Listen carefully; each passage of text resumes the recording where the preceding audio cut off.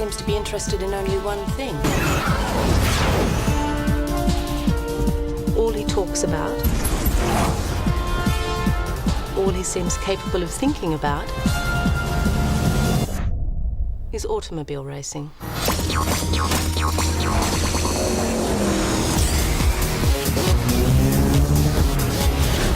Racing's everything. For my family, it isn't just a sport. It's way more important than that. It's like a religion.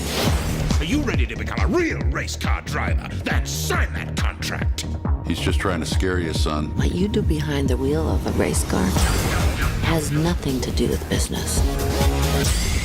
You walk away from me, you walk away from this deal, no matter how well you drive, you won't win, you won't place. I guarantee you right now, you won't even finish the race. You think you can drive a car and change the world? It doesn't work like that. Maybe not.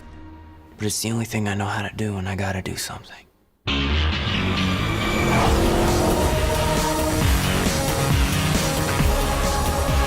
Move it, Speed. It's getting ugly out there.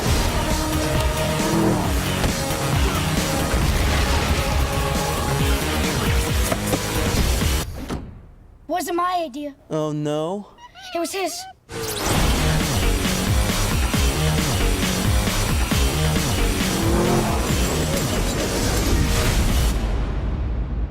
He's going to be very good. No, he's going to be the best if they don't destroy him first.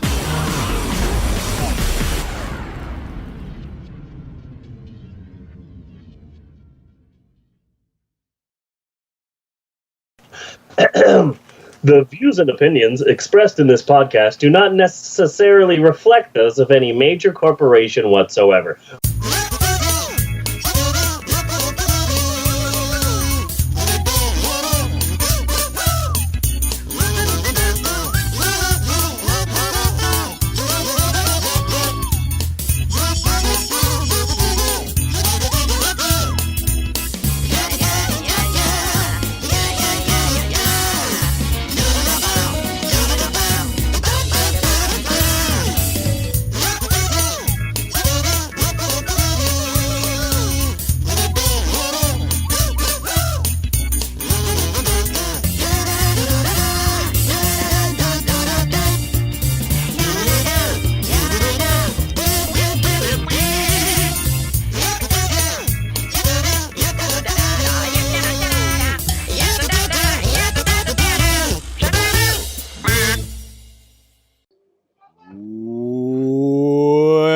Welcome to the Pope on Film. I am Bunny Williams, and with me is Reverend Steve, I am the founder of the Church of Ed Wood, father, husband, storyteller, lover of fine cheeses, wine connoisseur, and hold on. Almond roaster. I don't know what the links are. Okay, I didn't expect you to stop. There's in my room. What? Why are they there? I don't have the lights. No. The last time I checked, you had the lights. Okay. Changed her. Well, I didn't have the lights. You did tell me you didn't know. I didn't. I didn't expect you to stop. I'm sorry. Okay, it's all right. Hi. Hi. Yeah. We're having an exciting day here at the house. Emerald decided at the last second that she was going to go to work. Without asking. Without asking or if telling we would anybody. be willing She's to just bring like, her and pick her up. yeah, no, just, where are you going to work? I'm going to work. And then she goes to get ready Okay. at the last second. And the kids are all stressed out because they have started to go to school finally Yeah. after almost 2 weeks at home. Somebody dropped something. That's exciting. People are dropping things left and right. Exciting. Yes, that's exciting. Thank you, Maxwell. Maxwell is super excited to help me with the podcast. He's right here next to me. He's going to be watching the whole proceedings and helping me out, so that's great. And I'm really excited about that. Okay. And I think that's it. I got 4.5 hours of sleep. So exciting day. It's an exciting day. We're very excited. I don't know if D&D are going to be here today or not. I haven't really heard from them at all. Huh? Oh, okay. Apparently they're coming over. So that's that. I'm a bit hectic. Everything feels a bit stressed out and hectic right now. I'm downing coffee as we speak. Eleanor's a terrorist. Maxwell. He is going to be here helping me the entire time, and that's super exciting. It's episode 170! Yes. Of the Pope on Film. We're getting close to 200 episodes of this show. How amazing is that? That is pretty amazing. Yeah, really excited about that. So, Bunny, it's been a while. In fact, it's been a long while, but unfortunately, we have to once again talk about YouTube copyright laws. Okay. Because I've been hit a couple of times recently with copyright notifications. Now, first off, I've been hit with three of them. Two of them are not surprising because I have made a bit of a name for myself with my a very, very small amount of name for myself with edits of Mystery Science Theater. Yeah. Because I have 2 shorts compilations on YouTube that are doing ridiculous numbers. That's number 1. And then number 2, I recently put up a new edit that I'm very proud of. Uh-huh. What's that? Although I think people will hate me for it. I got 2 episodes of Mystery Science Theater and I combined them as if they were one episode. Because I find it fascinating that classic Mystery Science Theater covered the amazing Colossal Man and the sequel War of the Colossal Beast. Yeah. And what, Eleanor? Oh, really? You spit on a wolf? That's amazing. Thank you for repeatedly yelling that at me. That's really awesome. Oh, this apple that you cried at me that you wanted. Maxwell, stop scaring the baby with the horse head. Take off the horse head. Take off the horse head. You know she's scared of it. Do not get in her face with the horse head. Exciting day. So I combined The Amazing Colossal Man and War of the Colossal Beast together. I removed the ending of The Amazing Colossal Man and I removed the beginning of War of the Colossal Beast and I put them together like it's one big episode. Yeah. Look at me. Look at me. Look at me. It's like one big nearly 3-hour episode that I'm really proud of. I think some people are going to be upset with me.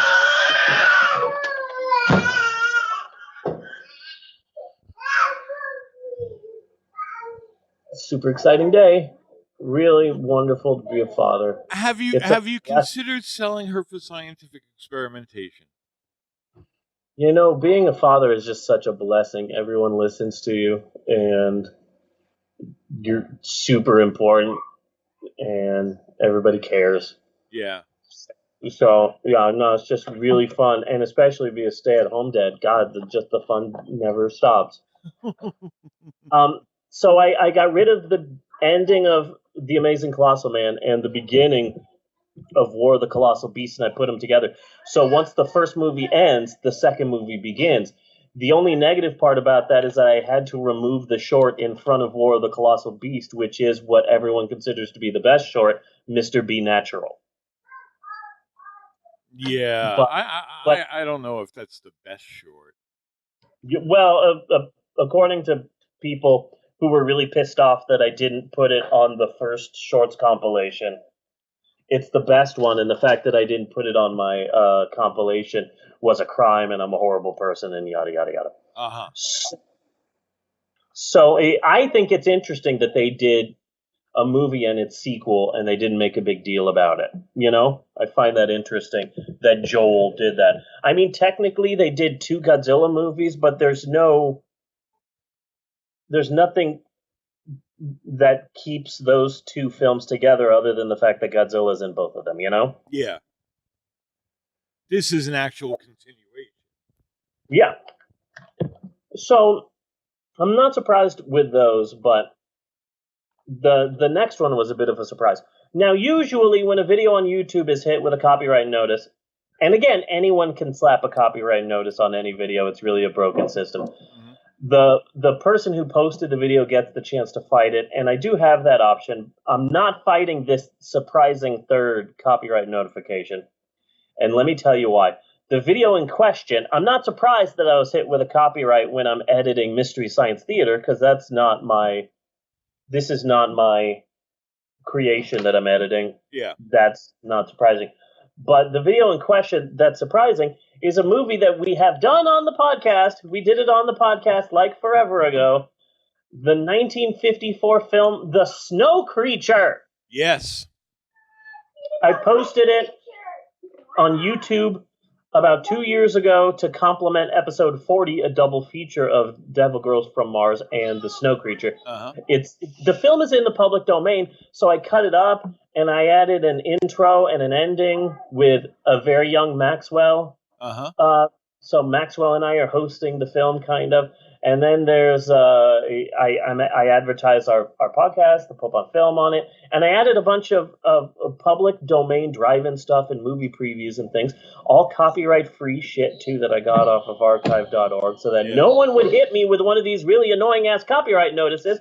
But I got hit, and it was for the movie previews. That's what got me. And so now here's the thing, though. I was hit for copyright notices from the estate of Roger Corman. From the estate of Roger Corman? From the estate of Roger Corman. He's not dead yet, is he? Yeah, from the no, he's not dead yet. But let's talk about Roger Corman. This is the crux of this entire segment. Okay. This segment is actually not about YouTube and its shitty ass copyright rules. That was just a Trojan horse to get us into talking about Roger fucking Corman. Okay? Okay. We need to talk about him now and soon. So Roger Corman. What, baby? I don't know what you're saying. You need to learn more words. So originally Roger Corman was going to be an engineer like his dad, but he left the engineer business and started in Hollywood at the exact bottom as a message boy for 20th Century Fox.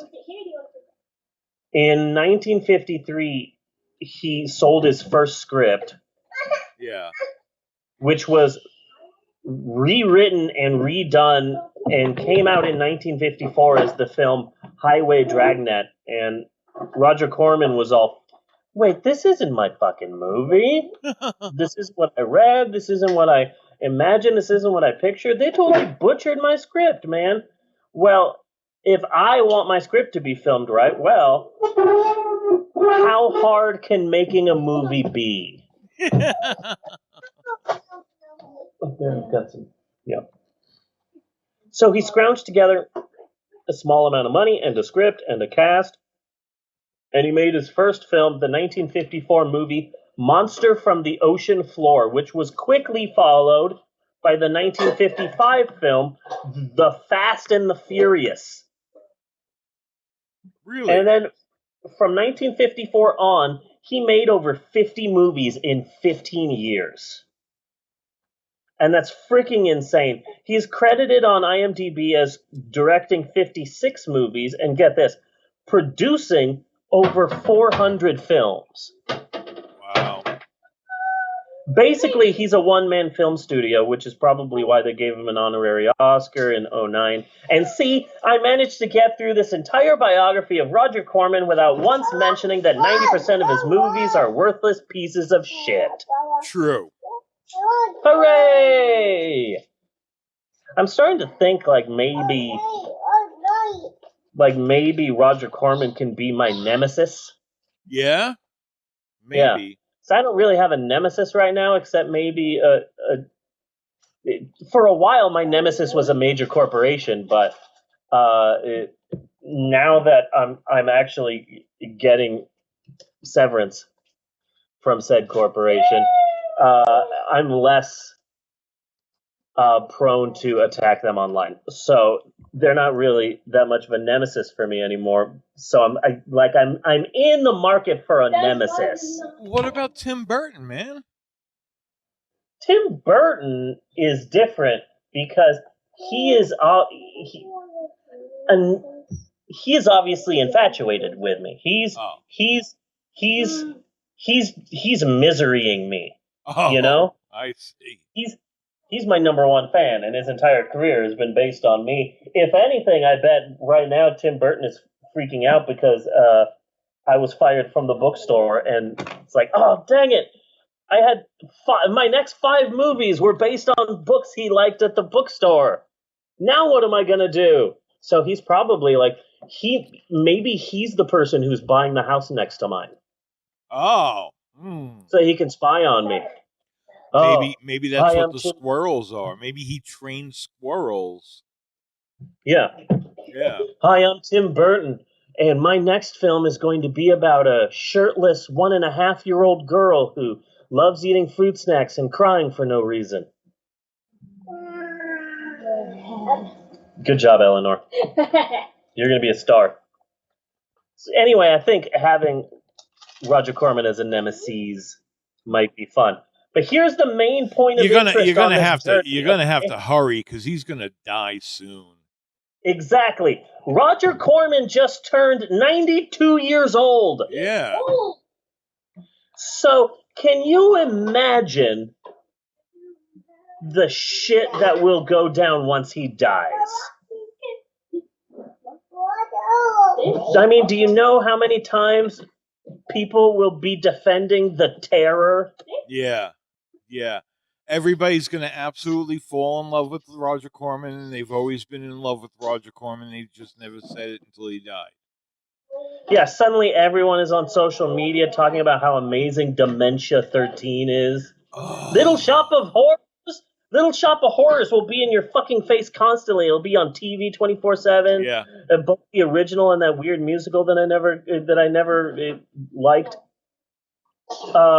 You didn't like it? I didn't like the musical because I think my parents took me to go see it the day it came out, and I think I was just a bit too young. Yeah. You know, I was a bit too young, and like all these people are dying, and it's kind of it was too frightening for me. Yeah. You know. So yeah, no, I never got a hang of the musical, despite the fact that Steve Martin's in it and everything.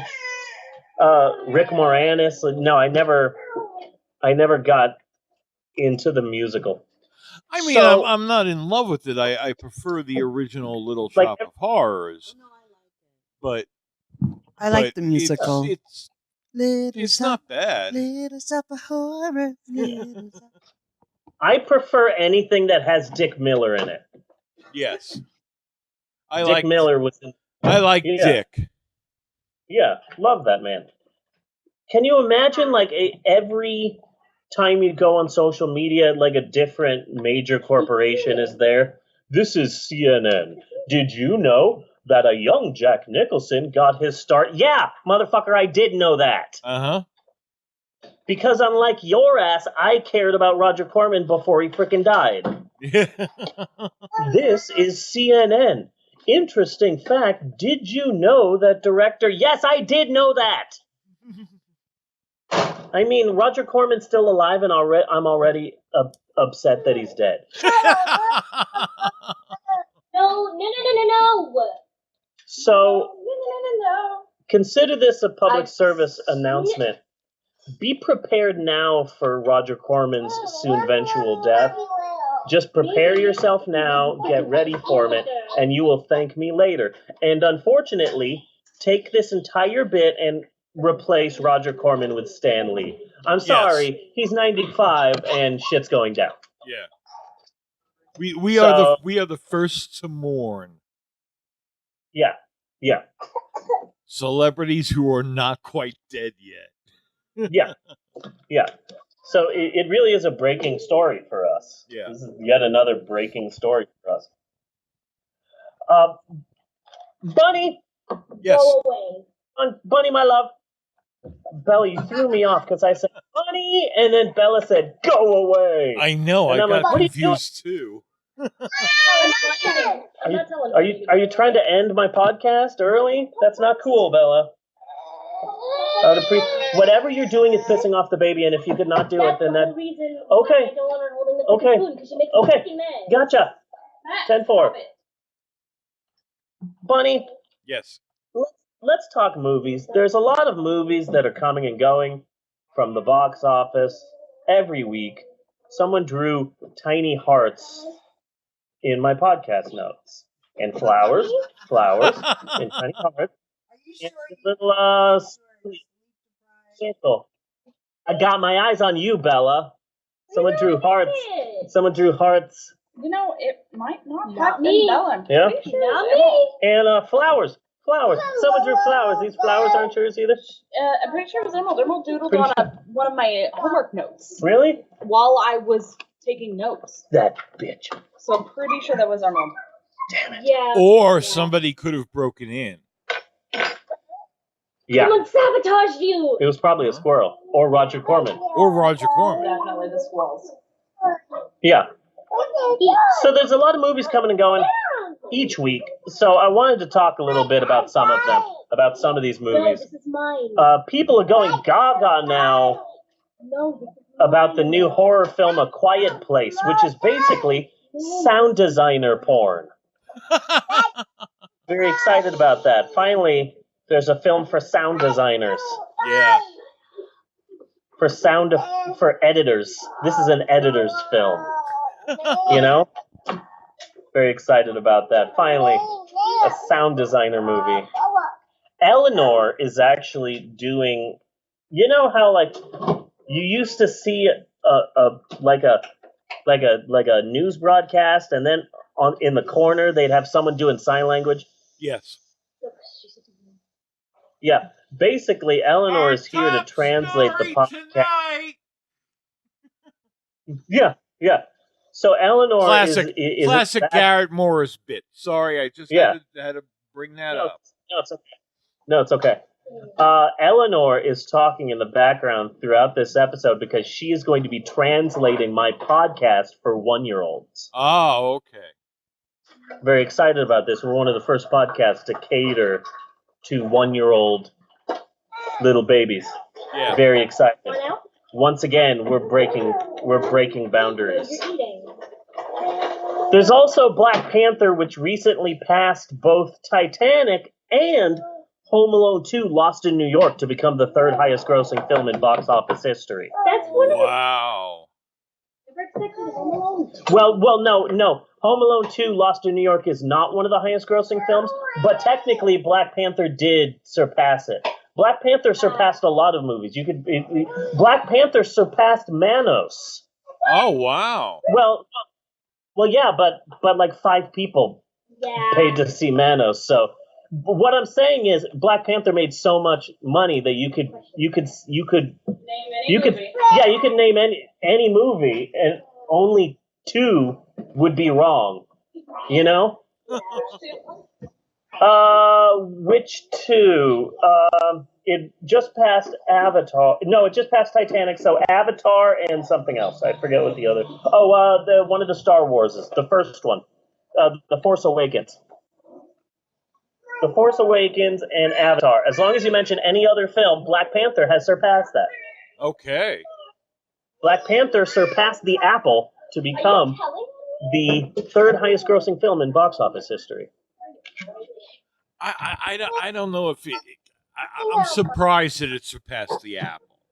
I mean, come on. Yeah. That is one of a number of Apple references that I will be doing in this episode of the podcast. Very excited about that. You know, I mean, everywhere you go, you see people wearing their BIM, you know? Mm-hmm. Yeah, they're BIM marks. Yeah. Yeah. I'm not seeing a lot of people with Panther claws. Yeah. And also, there's a brand new movie that is really breaking ground, really pushing the envelope. An amazing new film. Very excited about it. It's changing what we consider movies. Very excited about this. Let me explain it to you. See, this afternoon I was driving to our massive 12-story Pope on Film Studios Yes. here in beautiful, racist Nowhere, Oklahoma, where we tape our podcast each week live in front of a highly inebriated studio audience. They're so drunk that they're actually passed out, which is why the only people you hear in the background are my kids. The audience is here in front of us. It's just that they're completely wasted. And, and on my way to the studios, I happened to pass by one of our 3 shitty movie theaters. And I always like to look at the marquee to see what's playing, what's new, what's the haps in the world of cinema. Ooh, let me read and see what that says. Let me slow the car down. Let me brake my car in the middle of traffic, cause an accident, many killed. And so they're playing a movie there at the theater that I hadn't heard of before. It's really groundbreaking stuff, almost revolutionary Yeah. in terms of how it's pushing the envelope. It's called I Can Only Imagine God's Not Dead 3. So this is how the movie works. You pay regular price. You pay like 10 or 12 bucks. And you get a ticket and you go into the theater, but they don't show you the film. You just have to imagine it. You just get to be in a theater that's not playing a movie for an hour and 45 minutes, and you can basically you get to imagine your own God's Not Dead 3. Mine features Chuck Norris peeing on immigrants. So it's the first truly faith-based movie. Yeah, yeah, Yeah. yeah. Because you have to have the entire movie just works on faith. Very excited about this. Yeah. I Can Only Imagine God's Not Dead 3. Each movie is different. Exactly, and for each one. Yeah. Because In my everybody God's not everybody who sees this movie has their own personal relationship with that movie. Yeah. Yeah, in my version of God's Not Dead 3, the part of God is played by Elton John exactly how he looked as Captain Fantastic, the pinball player in the movie Tommy. Aha. So like big bell bottoms, ridiculous blue leather, like high-heeled boots. Yeah. You know, a red Steve Zissou cap, sparkles. What is it? What are those things? Straps? They keep your pants up. Suspenders. Yeah, nice sparkly suspenders. That's my god in God's Not Dead 3. Very excited about that. Big fucking sideburns. Good casting. Good casting. Yeah. And Chuck Norris peeing on immigrants. That's in my God's Not Dead 3. That's in my version of I Can Only Imagine God's Not Dead 3. So look for that at your local movie theater. Very excited about this new movie. Yeah. Bunny! Yes. I have got a list. Okay. And it's a bit of an odd one. See, SpongeBob SquarePants has been on the air since 1999. Wow. A long time, Bunny. That's a long freaking time. And in that time, the SpongeBob machine has cranked out 2 wildly different but entertaining feature films, 11 seasons of a cartoon that is seemingly always on cable, a perverted amount of licensed products, a ridiculous amount of horrible video games that aren't worth mentioning, and now a very successful Broadway musical. Yeah, I remember hearing about a SpongeBob musical and thought, okay. Yeah, and the surprising thing is that it's a hit. Like the reviews are stellar. It's a big hit, and now it's not only young kids who love SpongeBob, but it's also elderly theater goers. So good for Nickelodeon. They're broadening the fan base. Yes, they are. hopefully now the success of the SpongeBob musical will finally open Nickelodeon's eyes to my idea for a Ren and Stimpy opera. So that has potential. yeah, so Nickelodeon, if you're listening, and I know you are, give me a call.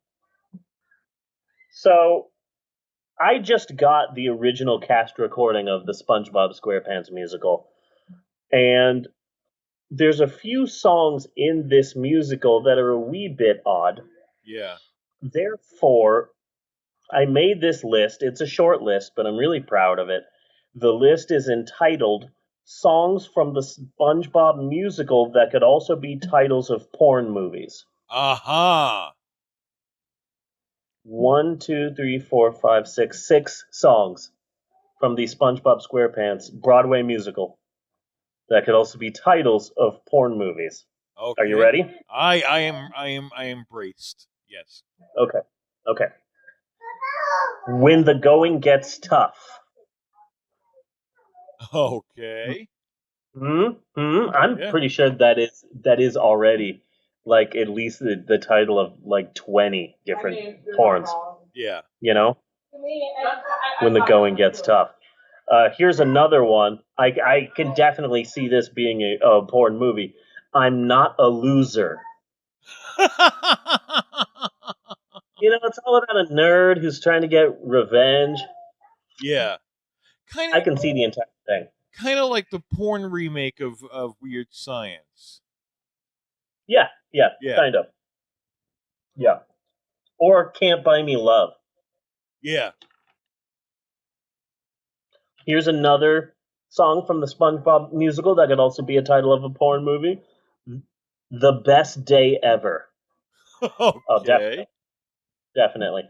This one's a bit of a stretch, but I still could see this as being an adult film. The Poor Pirates. The Poor Pirates. Yeah, they're pirates, but they're pirates that are hard for cash. So what do? They loot that booty.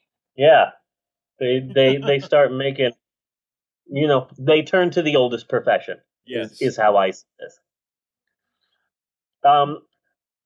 Now this next one is only good if you know nothing about SpongeBob. Okay.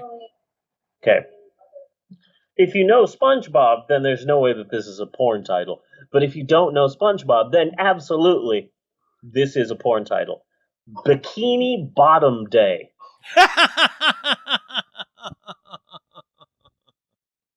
Like, if you know SpongeBob, then okay, this is a song about a day at Bikini Bottom, which is where they all live. But if you don't know SpongeBob, you go, Bikini Bottom Day.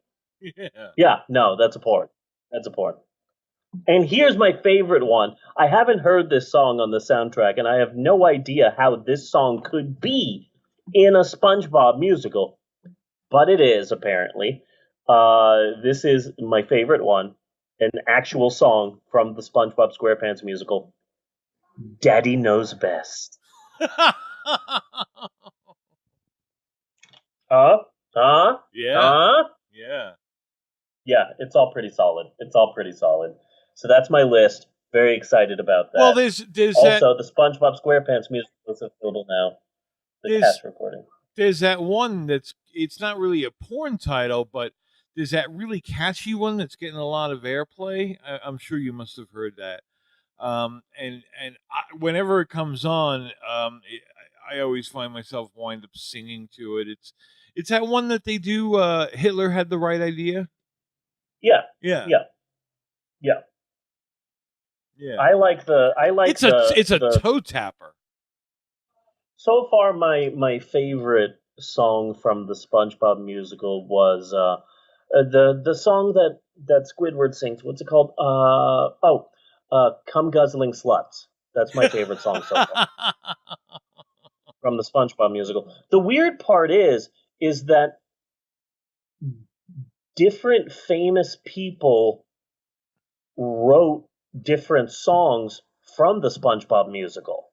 Yeah. And I don't know if this has happened in Broadway before, but famous people wrote all of the music. So one song is written by Aerosmith, one song is written by Jonathan Colton, one song is written by the Flaming Lips, one song is written by Cyndi Lauper, one song's done by They Might Be Giants. Rapper T.I. wrote a song for the SpongeBob musical. Yeah. Panic at the Disco, John Legend, Sarah Bareilles wrote a song for the SpongeBob musical. Plain White T's Panic at the Disco. David Bowie wrote a song for the SpongeBob musical before he died. I think the song was just called because it was right before he died. Like really, like the song is just called "Ah." But I've never seen a musical where there wasn't one person who wrote all the songs. You know? Yeah. Unless you're talking about like Rock of Ages, but that doesn't count because those were pre-existing songs. Yeah. These are brand new songs that were written specifically for the SpongeBob musical, so it's weird. It's weird. You do it right in front of a window. But yeah, the SpongeBob musical. Really freaking weird. And again, Aerosmith did not write a song for the SpongeBob SquarePants musical. Steven Tyler and Joe Perry of Aerosmith wrote a song for the SpongeBob musical. But really, they're Aerosmith. Those two guys are Aerosmith. Sorry. I find that hard to believe. I mean, they don't write their own songs anymore. Aerosmith? Yeah. Yeah, and also, I'm weary about Aerosmith writing a song for a musical because in my mind, there's already a hit song by a major band that's in a musical. It's called A Freak Like Me Needs Company, and it's written by U2 for the Spider-Man musical. I love that song, and E for effort, Aerosmith. Yeah. But you're not topping A Freak Like Me Needs Company. No. Not topping it. Greatest song ever. Bunny! Yes. Put on your happy helmet, because we're going to talk sexual assault! Okay. Hey, Bunny, let's talk Me Too.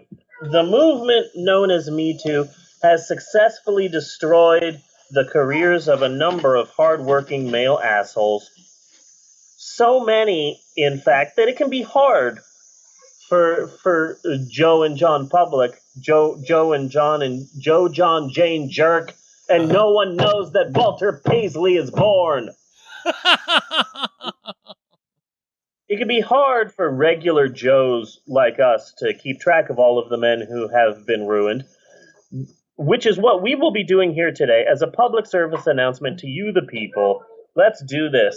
It's time for the Me Too Career Destruction Roundup. Okay. And this week is a themed one. It's the Me Too Career Destruction Roundup Special Nickelodeon Edition. Really? Okay. Yes, my friend. The Me Too movement is exposing creepos and sleazeballs in all aspects of business, including children's programming. And Nickelodeon is no exception. Apparently, the home of SpongeBob and Dora the Explorer is also the home of disgusting men using their power and authority to get freaky creepy with unwilling women. So... Oftentimes underage. Yeah. So a number of high-profile creators at Nick have had their careers and their asses handed to them, and I am here to help you all get a handle on it. So let's do this. I have 3 people here that have recently been taken down from high positions in the world of Nickelodeon. Okay. And absolutely true. At first, I was going to add some like fake ones, and they got rid of Swiper. Yeah. Not only was he swiping things from Dora, he was also swiping panties. But no, I decided to go the serious route. These are 3 actual people that have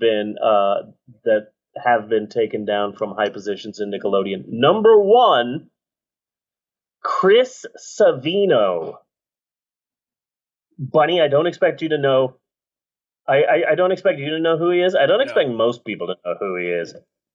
You might know the second person on the list, and I'm pretty sure you definitely know the third person on the list. Okay. But Chris Savino is a big name in animation.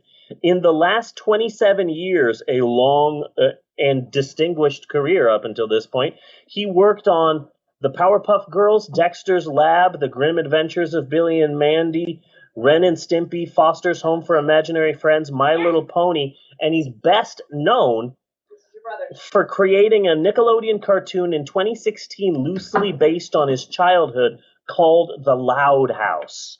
Okay. And it's all about this family, and there's like one young son and like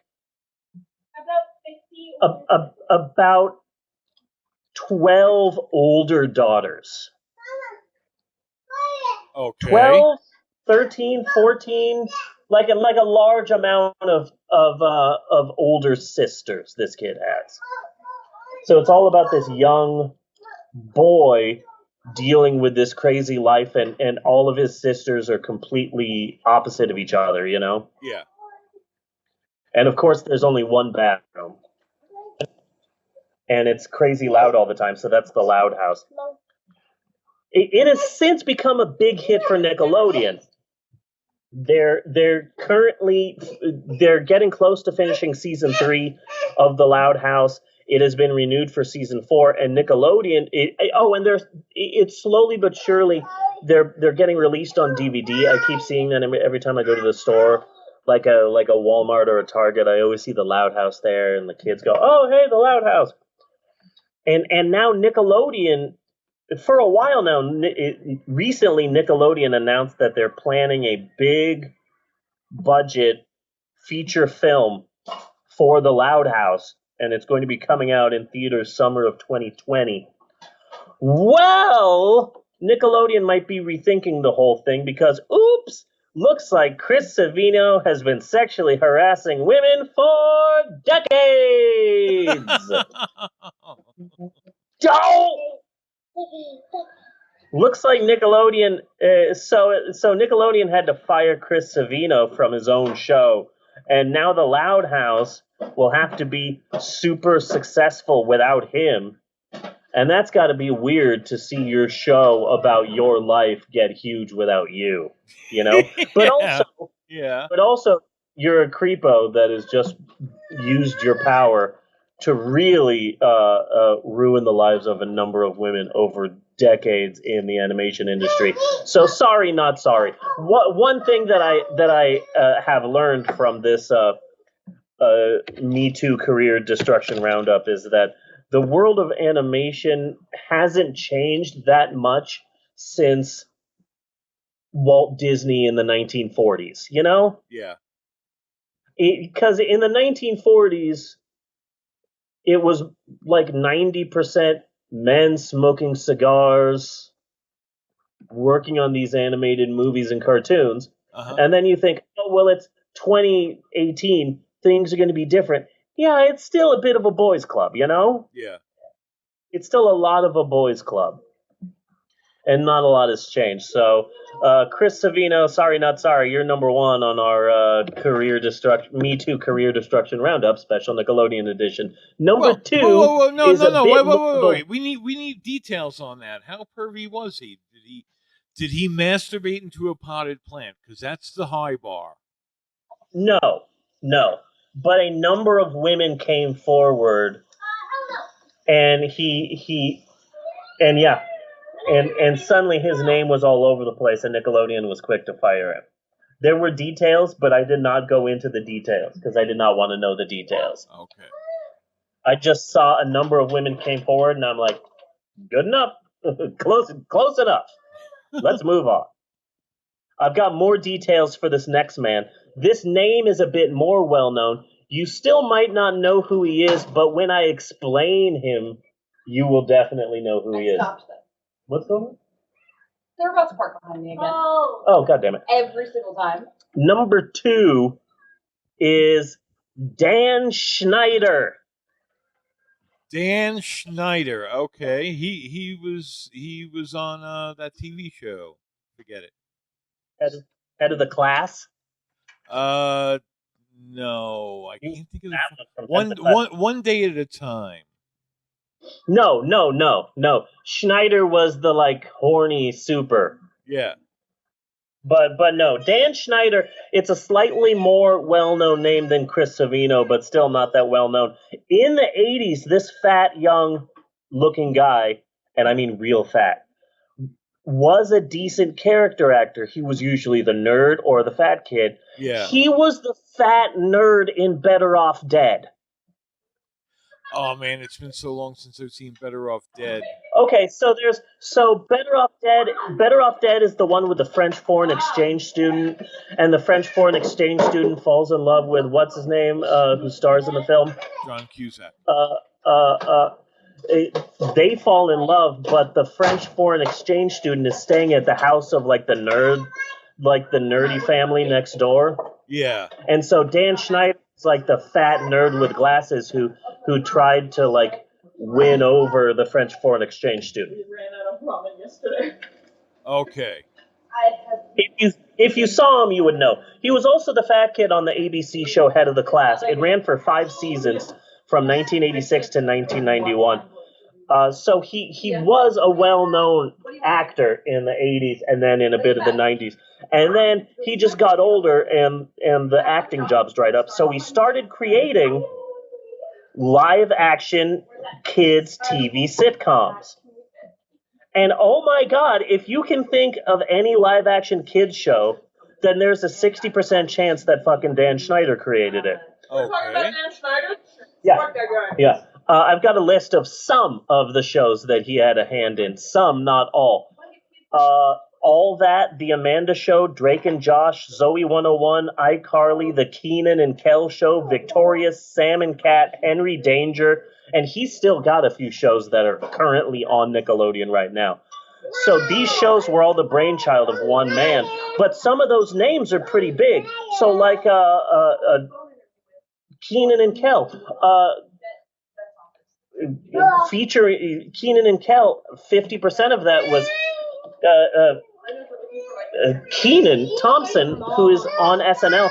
He is currently the longest reigning cast member ever in SNL history. He's been on SNL longer than any other person has been on SNL. Really? Yeah. And he got his start via Dan Schneider. Sam and Cat was Sam, the blonde from iCarly, and Cat, the redhead from Victorious, who ended up being super famous singer Ariana Grande. Ariana Grande got her start via Dan Schneider. A bunch of famous people got their start through Dan Schneider. The New York Times called Dan Schneider the Norman Lear of kids' TV. That's a fucked up title. Yeah. The guy has a huge Wikipedia page, but here's the interesting thing. No mention of his Me Too fall from grace on Wikipedia. But yeah, Dan Schneider and Nickelodeon parted ways over some really nasty pedophilia rumors and rumors of underage pool parties and all this like creepy shit. And Dan Schneider's people said, oh, well, these are all lies. And yet, Nickelodeon parted ways with Dan Schneider and also secretly gave him a $7 million payout to leave Nickelodeon. Really? Okay. That's some suspicious shit. Yeah. It's like, we need to part ways, but I don't want to part ways. Here's $7 million. Can you please just fucking leave? Mm-hmm. You don't do that if the person you're trying to get rid of is innocent, you know? Yeah. But a lot of this is like rumors and online rumors. Dan Schneider is convinced that this is all just, he is the victim of a baseless internet smear campaign. So it's like, okay, so we don't have a lot of proof of these things, but there are some things that we can prove. Here are some things we can prove. Dan Schneider had a habit on his Twitter account Dan Schneider had a habit on his Twitter account of taking pictures of the feet and toes of his underage female cast members. Ew. And then he had a Vine page. He had a Vine, and his Vine was filled with underage actresses' feet. Eleanor, come here. Oh, okay. That's fucking weird. He had a habit. He was obsessed with his underage teenage actresses' feet and toes. He was obsessed with it. And when you know that, and then you start watching iCarly, oh my God, there's naked feet everywhere. How did I not notice this before? There's naked girls' feet everywhere. Here's Sam. Oh, I've had a hard day. I'm going to take off my shoes, lay down on this couch, and put my naked, sweaty feet right in front of the camera. Yeah, it's everywhere. And then when you realize that, you started realizing more things. Like, there's a lot of sexual shit in these kids' shows that you might not notice when you're first seeing it, maybe when you're like 10 or 12. But then you grow up and you're 20 and you go back and you watch an episode of, I don't know, Victorious or Sam and Cat. And it's like, oh my God, that was a blowjob joke. Oh my God, that was another sex joke. Wait a second, they're going to be doing caroling. Why are they taking off their clothes? This is really weird. Yeah. So there's pedophilia rumors, and beyond that, one thing that we can 100% confirm is that Dan Schneider had a long-standing habit of sexualizing underage teenage actresses, and that's fucked up. Ooh, and Destiny is here, one half of D&D, and she has something to add to this. I'm Yes. gonna switch chairs though, because this one scares me. Okay. Okay, so adding into the Dan Schneider shit. Yes, adding into the Dan Schneider shit. Okay, I don't know if you have this in your notes, but I saw this thread. I don't know if it was on Tumblr, right? Yeah, it was on Tumblr thread.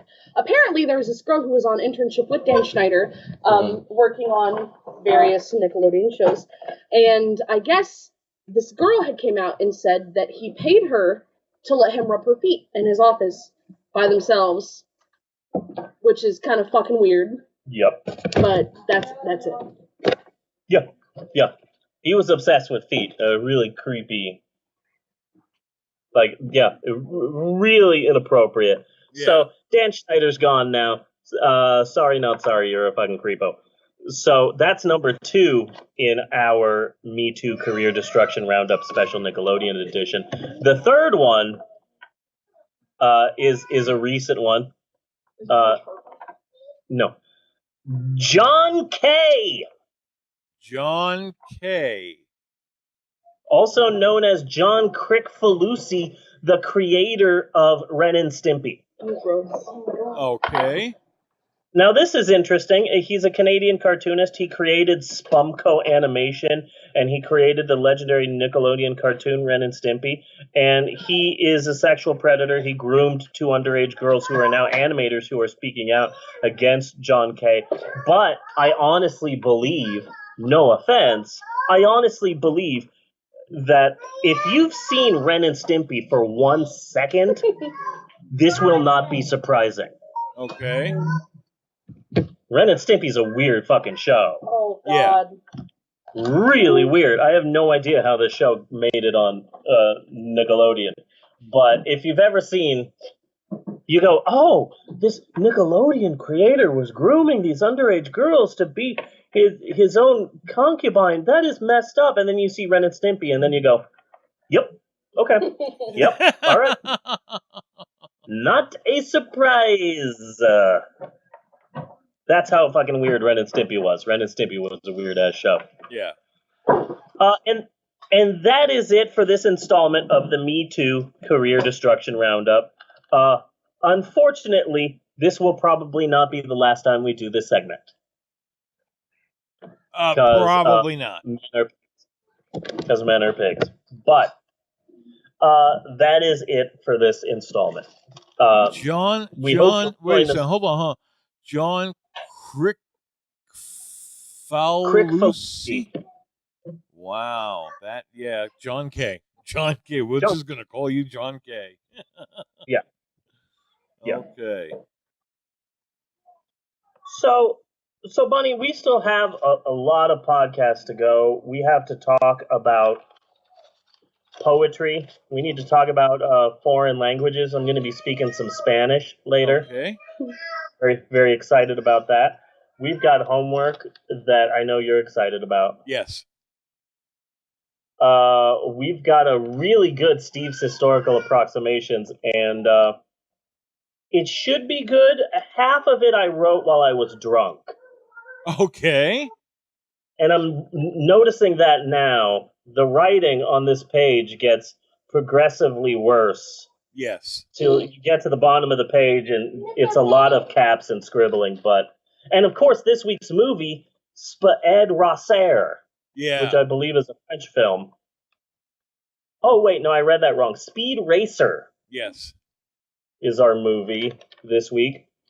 We also have to talk about a show called Anal Tentacle Rape. Very excited about that. Okay. We're going to be talking about Speed Racer sex. So we still have a lot more show to go. But before we get to any of that, she has somebody's purse. Is that Mommy's purse? Is that Deanna's purse? Oh, she's giving it to Deanna. She's such a helper. She's such a handy helper. Before we get to end the rest of the show, though, maybe we should take a break. Should we take a break? We should take a break. Ask you, Maxwell. I did not ask you. Bella said it too. I didn't ask Bella either. I asked Bunny. Are you Bunny? Are you Bunny? Are you Bob? Are you Bob? Are you all woman, baby?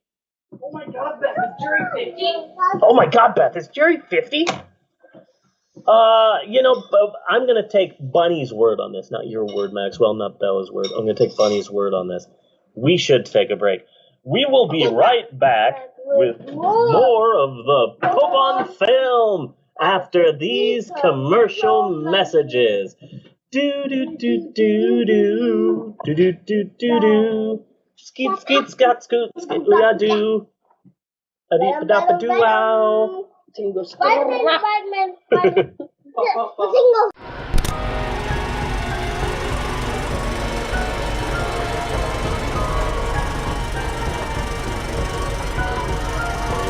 Life is what happens to Bob while Bob's busy making other plans.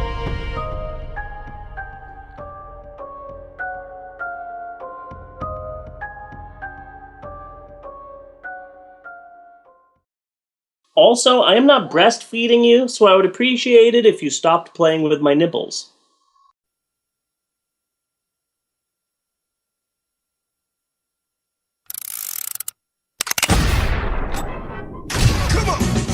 Not too long ago, I was quite the professional. My friends and I, we were the creme de la creme in an exclusive industry. And we all worked for this man, Bill. Then one day, I decided to leave, settle down, and start a new life. But when I tried to get out, they did me in. Don't you ever wake up. I guess they should have tried a little harder. So I suppose it's a little late for an apology, huh? You suppose correctly. Now it's kill or be killed. You have every right to want to get even. Get even? Even, Stephen? I would have to kill you. That'd be about square. And I choose kill.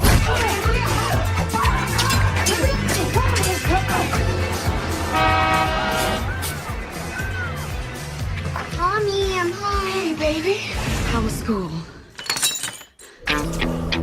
One ticket to Tokyo, please. One way. That woman deserves her revenge. And we deserve to die. No kidding, I heard it was kind of hard.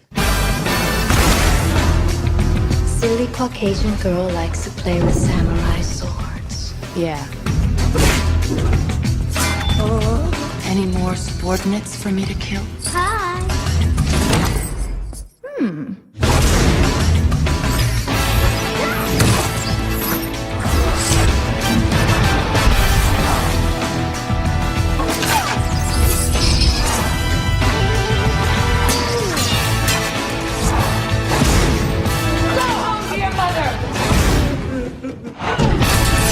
You didn't think it was going to be that easy, did you?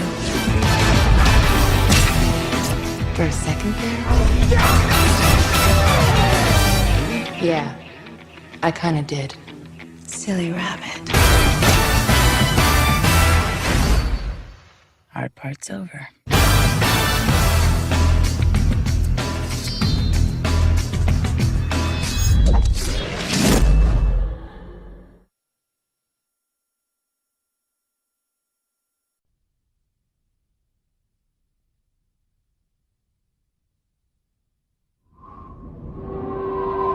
The incident that happened at the Two Pines wedding chapel that put this whole gory story into motion has since become legend.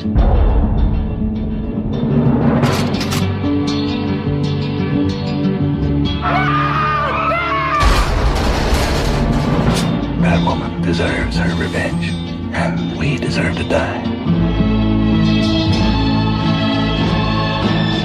I've killed a hell of a lot of people to get to this point, and I am gonna kill Bill.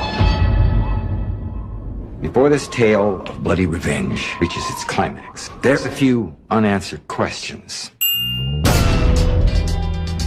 If Pai Mei doesn't kill you, he will make you stronger.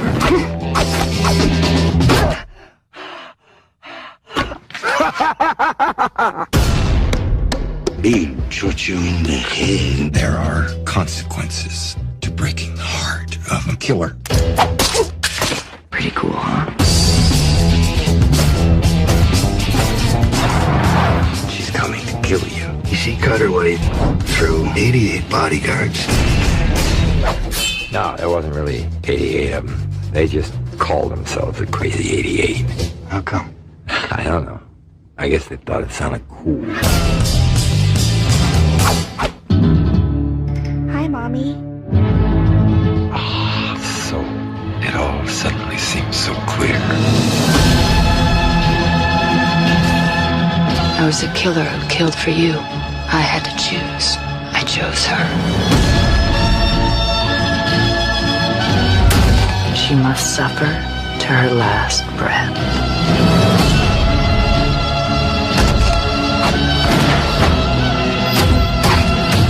You and I have unfinished business. Baby, you ain't kidding. I'm sorry. I overreacted. You overreacted? And we're back with more of the Popon film. Hey, Bunny, guess what? What? No, you have to guess. You have to actually. Yeah.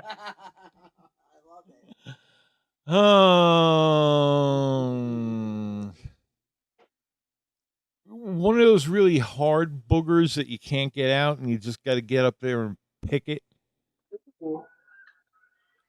No, Bunny. Just no. No? Just no, okay? Not at all. You are just so off. Wow, Bunny. Are you okay? I mean, I know that you are okay and you're not okay. You're in that state where you're both okay and not okay. I'm well aware of that state. I'm well aware of that state now. Yeah. But I want to be there for you, Bunny. But the problem is I have a hard time explaining how or why I have... Bunny, you see, the English language is very limited in terms of poetry. Yes. It's not that expressive of a language. It's very limited in terms of being able to properly describe what is going on in the depths of a man's soul. Yeah, but at least we have South Kakalaka. You know, I mean, that's... And that's why I really should learn Italian one of these decades. You know, the Italians, they have a much more expressive language, much more romantic language. There's just more I'm Italian. to Italian. You're Italian? Yeah, I am. I'm almost half Italian. Nice. Now, Spanish is sort of in the middle. So Spanish is definitely more expressive than English. But then again, English is just banging two rocks together. You know? Yeah. But Spanish isn't Italian either. But Spanish is a lot easier. So I wanted to. So let me speak some Spanish to you, Bunny. Okay. Let me speak some Spanish to you to try and get you to understand. Under one how condition. Under one condition. What? You say it soft and you say it sexy. Okay. Okay. Yeah, that's no problem. Let me try and explain to you how I feel using my native language, Españolio. Soy un padre con salchicha gruesa y no hablo español. You know what? Never mind. I do not know Spanish. I tried to act like I knew it, but I don't know The it. beginning of that was your dad. Okay, well, according to Google Translate, I said, I am a father with thick sausage and I don't speak Spanish. I don't trust Google Translate, but I'm assuming that Google Translate knows more about Spanish than I do because I don't know Spanish. I was like, I thought you were saying that gruesy, whatever that it was. No. Sausage. Gruesa. I'm like, no, salchicha is sausage. Yeah. So I want to properly describe how I feel to you, Bunny. Uh-huh. But I don't know Italian or Spanish. And English is just the linguistic equivalent of a redneck fucking a watermelon. So yeah. Yeah, so English is out. So thankfully I do know one more language. And it's very expressive. It might be the most expressive language ever. Because I am bilingual. I do know two languages. So it's a little language called ASL, American Sign Language. Yes. So I have a lot to tell you, Bunny. Is quite fond of it. Yeah, I have a lot to tell you, Bunny, right now in sign language. In sign language, Yeah, so, okay? Yeah. So under if you don't one mind- condition. Yes.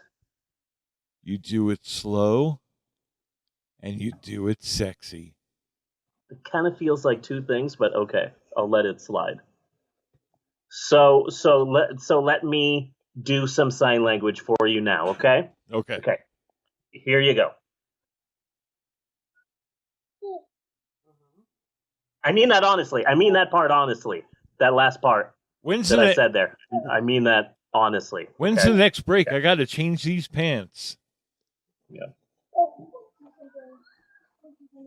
And I mean that. What I just said there, I mean that 100%. I legitimately mean that to you, okay? I can tell it came from the heart. Okay. And I appreciate it. Okay, thank you. Let me continue. Wasn't that part funny? Oh, that was a funny. I literally didn't know you could sign that. Yeah. That was a funny bit. I was really proud of that when I wrote that. Okay. Let me continue. I'm going to be really serious here. Okay.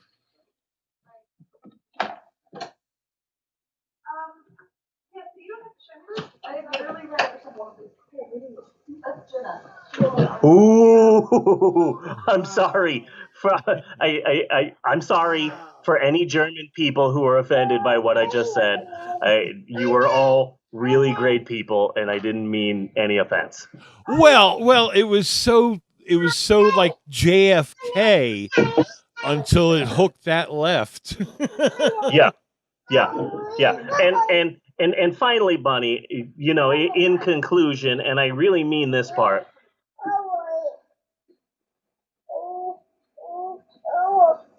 Yeah, so I hope that helps you, Bunny. Yeah. So twice a day with the cream? It.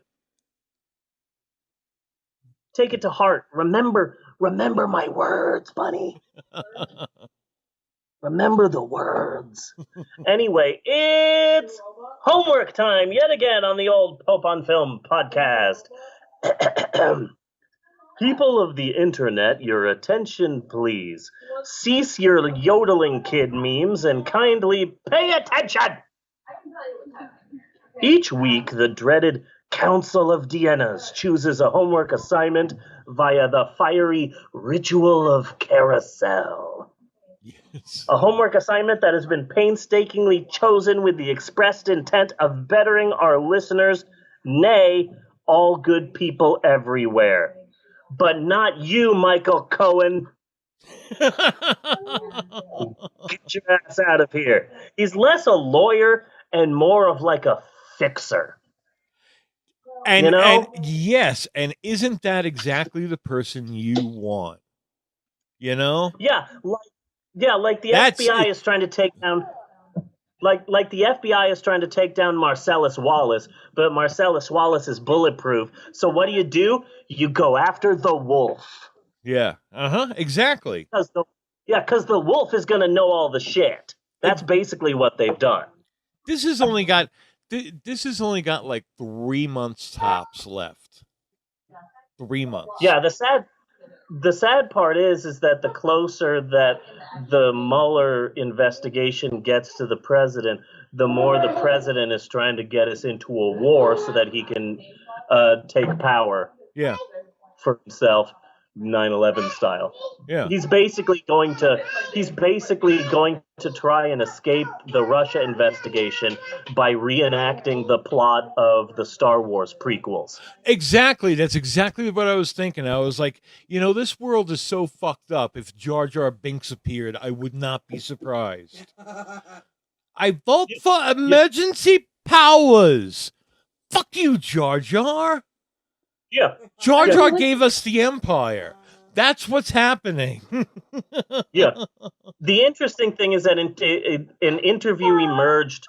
Apparently, CNN interviewed Michael Cohen in 2011. Yeah. And he's literally there in the interview going, I protect Mr. Trump.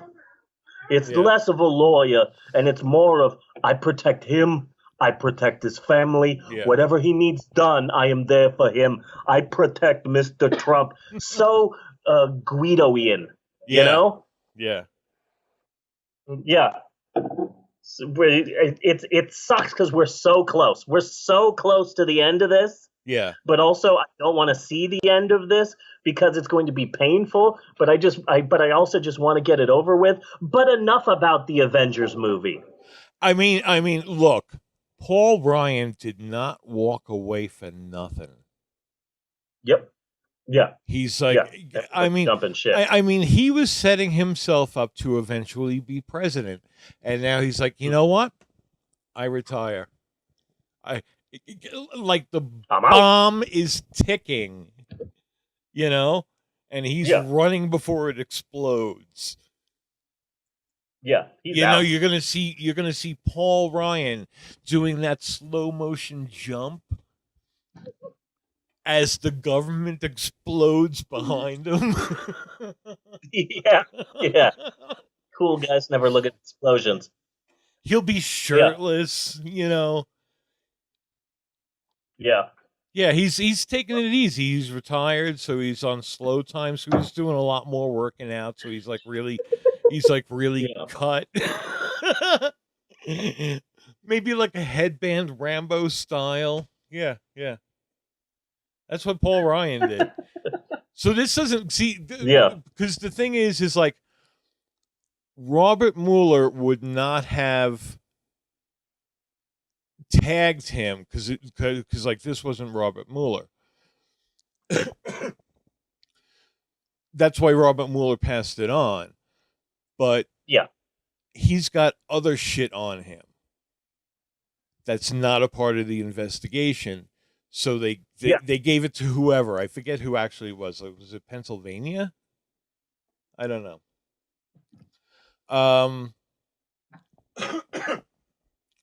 But Mueller already, for Mueller to make that move, he already knows everything that Cohen does. He just needs Cohen to say it. Yeah. And who better? Because Cohen knows everything that Trump has done and tries to protect him. So it's just like, hey, it's you or him, man. Yeah. What? Destiny's distracting me with memes. I'm sorry. No, it's funny. No, they're really funny. She's showing me letters that kids have written to soldiers. Yeah.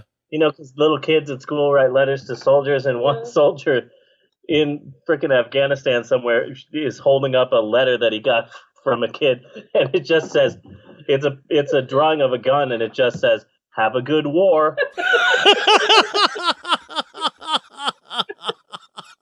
Like, that's positive, at least, you know?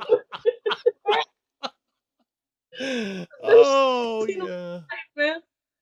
She showed me one, and it's this big, long letter that was very positive. But then at the end, it says, P.S. I'm a vampire. Yeah. And that reminded me of Maxwell. It reminded me of the story time that I did for the nonprofit. There was one kid in the front that just kept saying, "Well, Mr. Steve, I'm a Komodo dragon."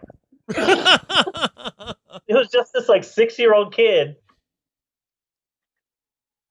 who just repeatedly kept talking about how he's a Komodo dragon. Okay, look. I don't think we should go there.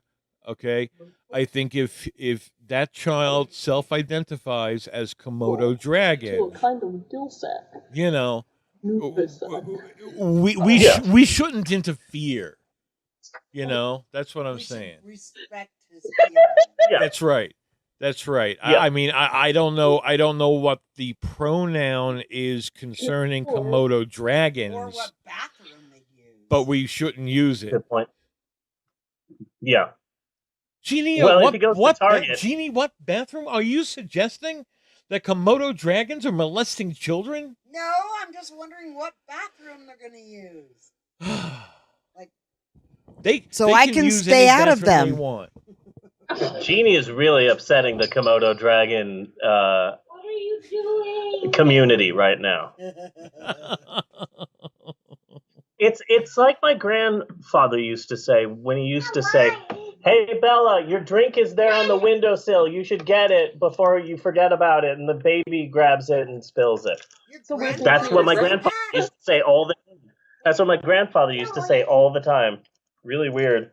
Where did you get this lifesaver from, Eleanor? Don't give it to I'm not giving it to you. You're going to freak out, but you don't understand that there are some candies that you don't bite. You don't understand that yet. You will immediately start biting this thing. Yeah, same. Welcome to the club. Feel the same way. That's just bouncing off me. I'm Teflon.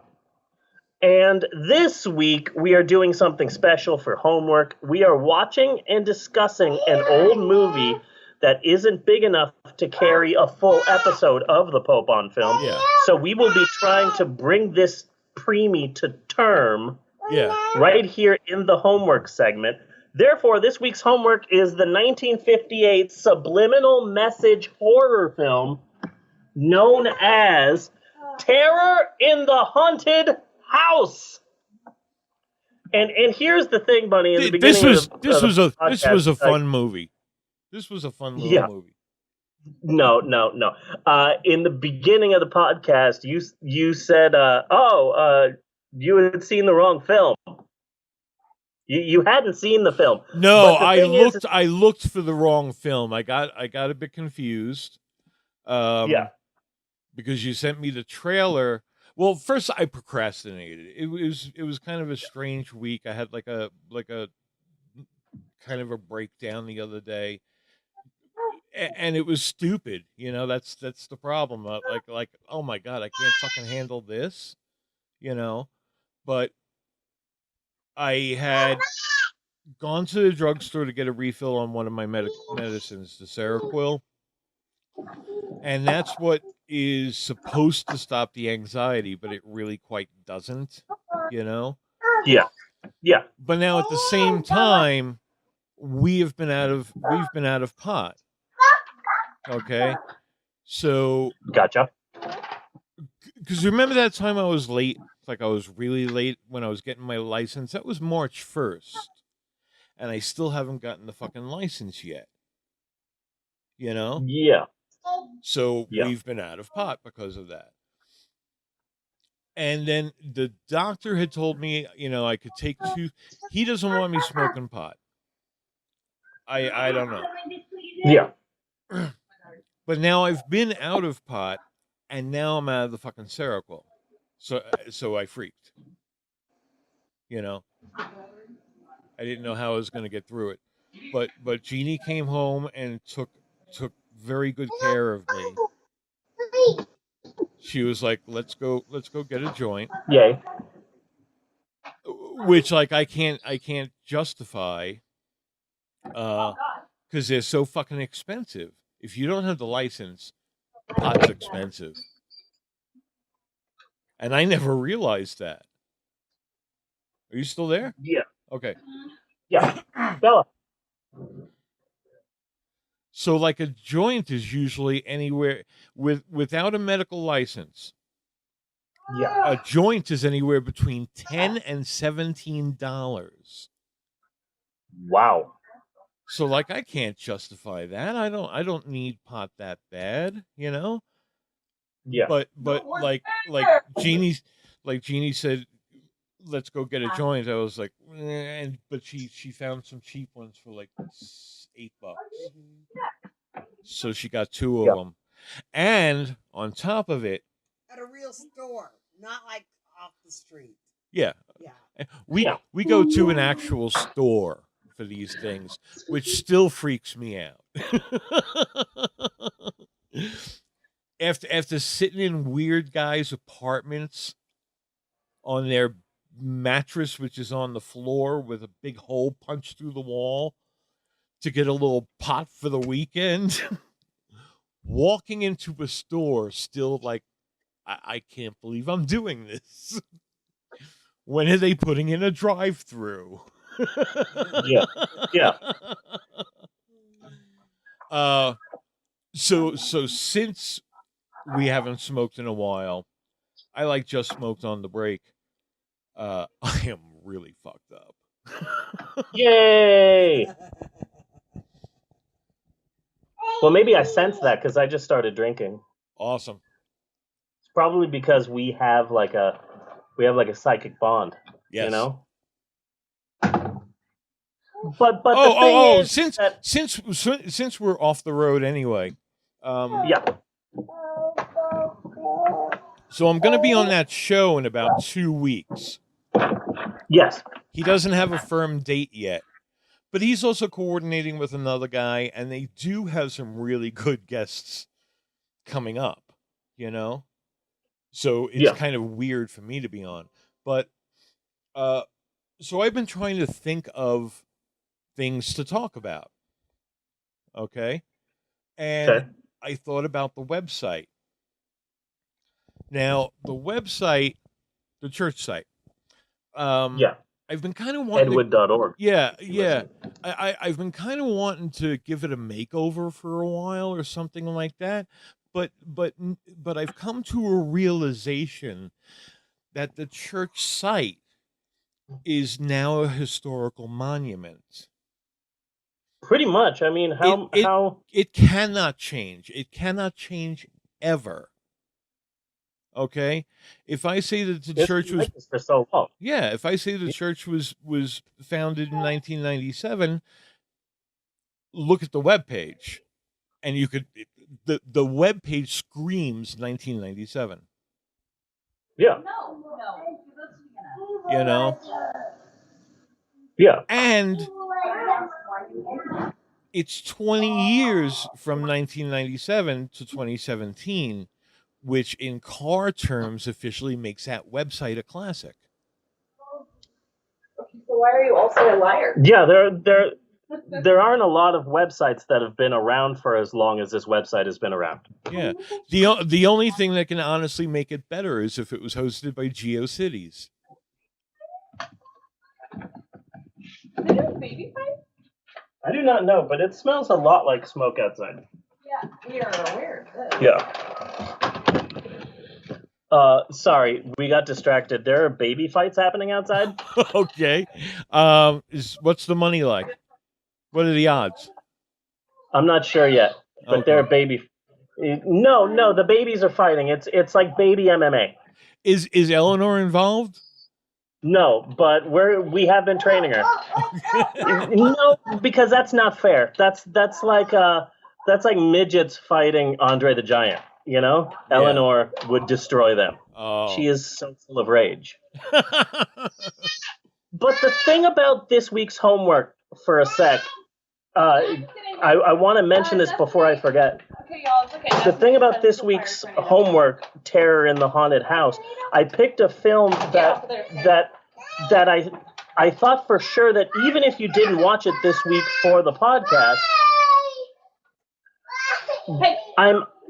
I'm certain you've seen this before. Yeah. You know? Because it's just one of those movies. It's one of those like old bad Rhino home video movies that if you haven't seen it this week, you've definitely seen this movie before. Yeah. Okay. You haven't seen Terror in the Haunted House before with the subliminal messages in it? Yeah. I thought you had. It's a really bizarre film. I saw it with Emerald, which is weird. Yeah. What was that? She'll come in. Come on. Loaded on my computer. Oh, okay. Noise once in a while happens over here too. Yeah, once in a while. Once in a great while. A little bit. Hardly ever. Gotcha. So let's rip through this. Let's talk about Terror in the Haunted House. It is also known as My World Dies Streaming, but it's more commonly known as it's that one shitty movie with the hidden messages. Okay, so I got confused when you sent me the trailer for A Date something. A Date with Death. A Date with Death. Okay. I sent you the preview. I should have explained it because this week's homework, Terror in the Haunted House, was filmed in Psycho-Rama, and there were two films that were filmed in Psycho-Rama. Yeah. It was Terror in the Haunted House and A Date with Death, and Psycho-Rama was essentially just subliminal messages. They hid subliminal messages in the movie to make you more scared. And sure, in 1958, people are like, oh, this is cute, this is funny, oh, I was really scared. But then it's like the 60s and it's the 70s, and people are seeing subliminal messages everywhere, and they're like, okay, we need to ban this film. Okay, so they banned the film, and they literally got all of the, like, the copies of the film, and they literally removed all of the subliminal messages. Yeah. So after that, in the 70s and 80s and stuff, the movie would show on TV and stuff without the subliminal messages. So then Rhino Home Video bought the rights to it, and they wanted to release the film, but it's not. But the subliminal messages weren't there. So what Rhino did is they added their own subliminal messages to the film. So then, like, literally, there's flashes of scary faces and stupid phrases like "die louder" or "be prepared for blood." And there's one part where the subliminal message is. I think I still have it here. Yes, rent Rhino videos every day. But I was explaining it to Emerald, and I said it's sad because these cheesy, stupid subliminal messages. This wasn't the original film. We'll never see the original film. Yeah. So the subliminal messages were actually Christian's calling somebody. Okay. The subliminal messages were real and scary and frightening, and not at all the stupid ones that are on all of the copies of Terror in the Haunted House that exist now. So then I remembered, oh, wait a second, I'm doing research, and it's like, wait, they filmed two movies. using Psycho-Rama. So there's a second film out there that uses this same technique. Let me see if I can find this other film, A Date with Death. And I couldn't find it, but I did find a preview which does a great job of showcasing what the original Psycho-Rama was like. Yeah. The Rhino home video version of Psycho-Rama just shows like cheesy Halloween clip art images. Eleanor's going for the cup. Bella! Oh, see, I warned you. Eleanor went for the cup. She almost spilled it all over our new couch. That sounded like a sports clip. I got scared. I got so scared. I was like a sports announcer in during a speed racer race. Yes. That was frightening. She's going for the cup.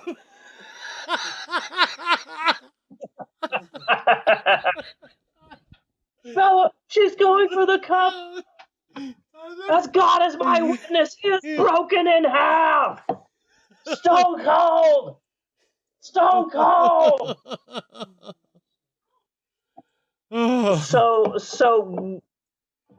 So I should have explained it to you when I sent you the preview for A Date with Death. Yeah. I just wanted you to see what the original Psycho-Rama looked like and not the shitty version that's in the film Terror in the Haunted House.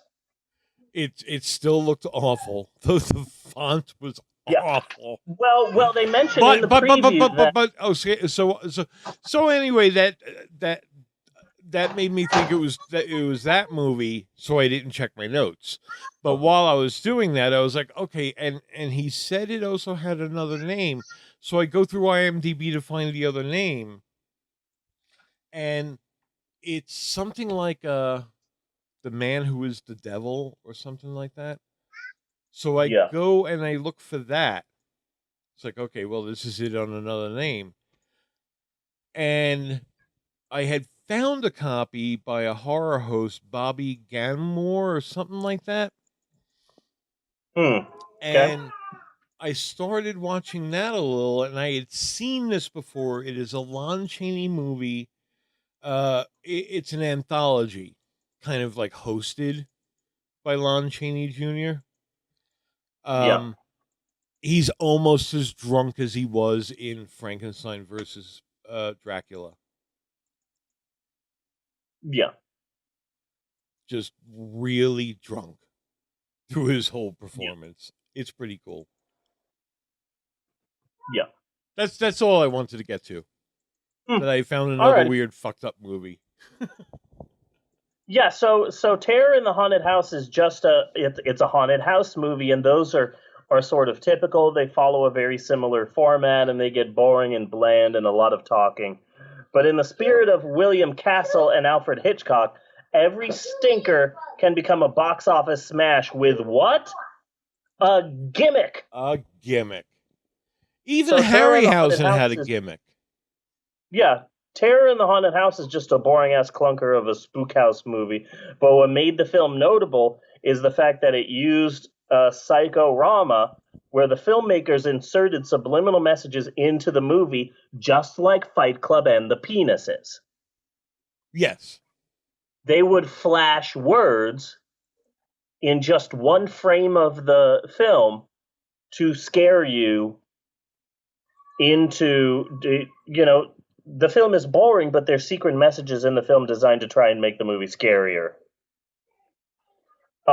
So it was just a cheap gimmick, like, hey, it's the 1950s. We'll be using this new science called subliminal messages to make this movie even scarier for you. So yeah, eventually the 70s happened and they removed all the fucking subliminal messages because they literally thought that it was a danger to mankind and society. The film was banned in its original format, and all the copies of the subliminal messages were destroyed. They removed the subliminal messages, and so the movie would play on TV as just this boring movie. Then, Rhino came along. Originally, Rhino was just a record company that specialized in comedy albums. Then in the 80s, what was that? I just agreed. Oh, I looked it up, and I didn't believe it myself. They kind of specialized in comedy albums and bizarre albums and the strange sort of albums that normal record companies wouldn't release. But then in the 80s, they started actually releasing home videos, and God, I loved them. In the 80s and 90s, I had so much Rhino. Yeah. Rhino home videos.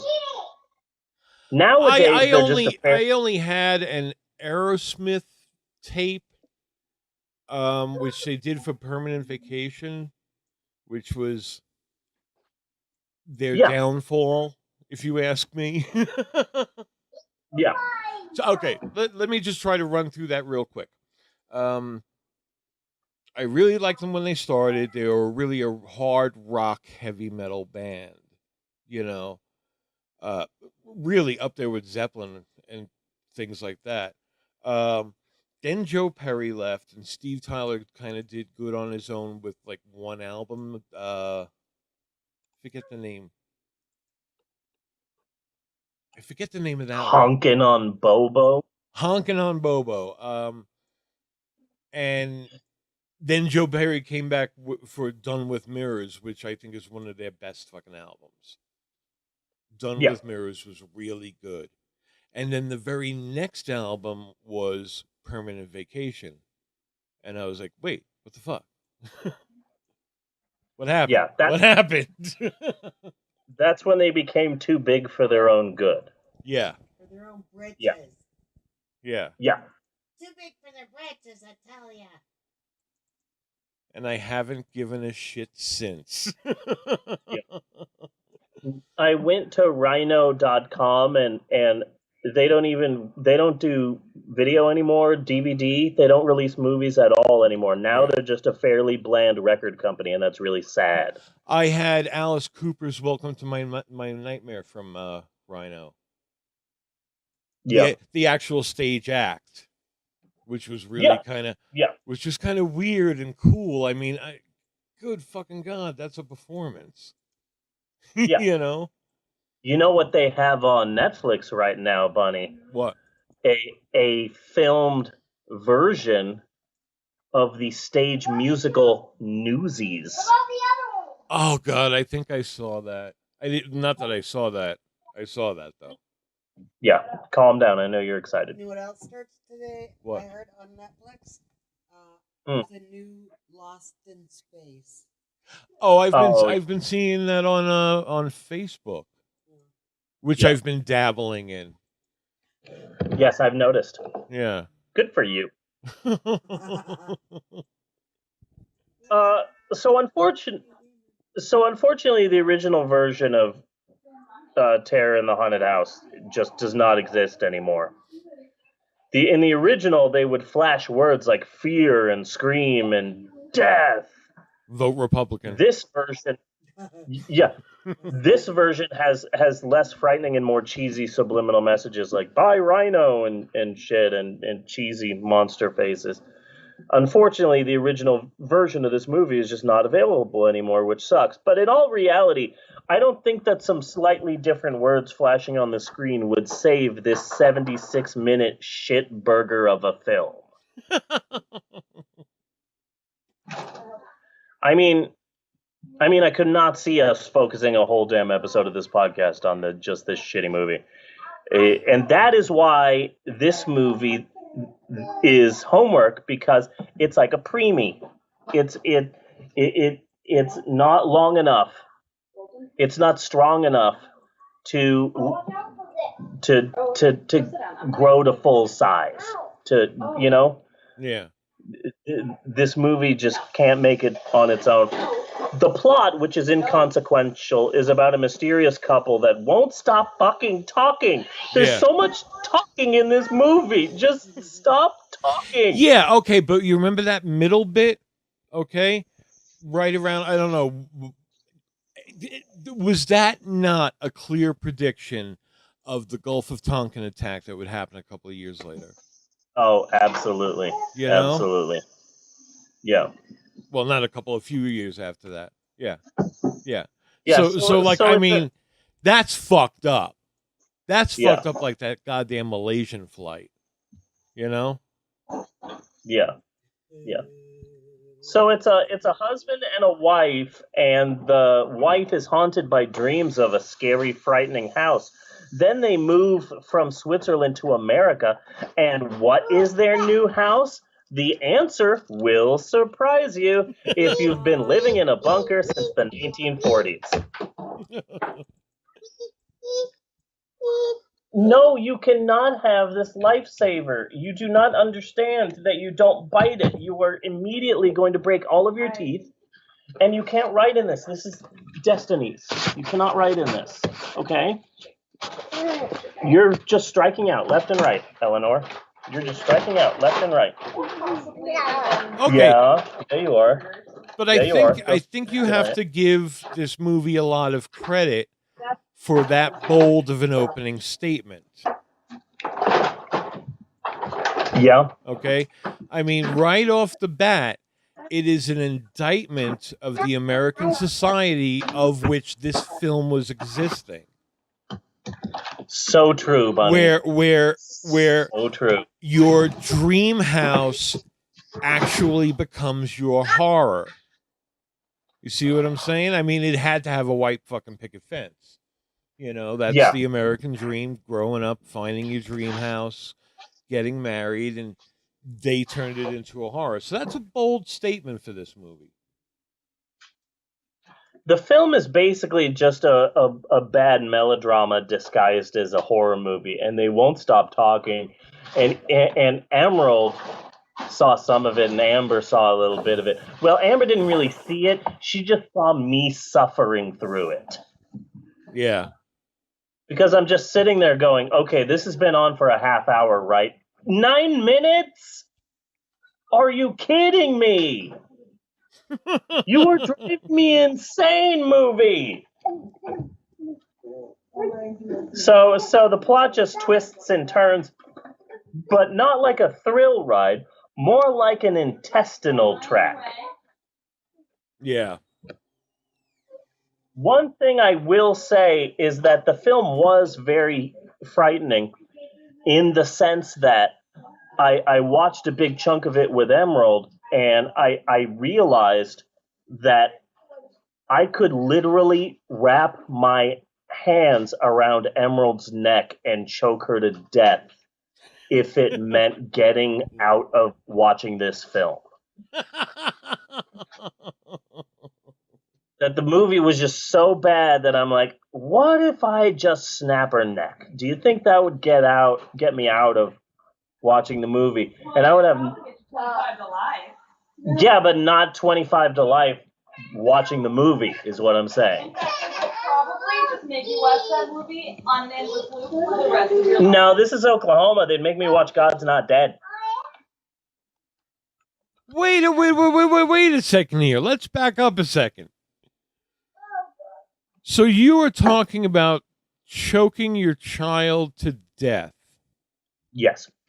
And Tasha's only concern is the time you'll get? Yes.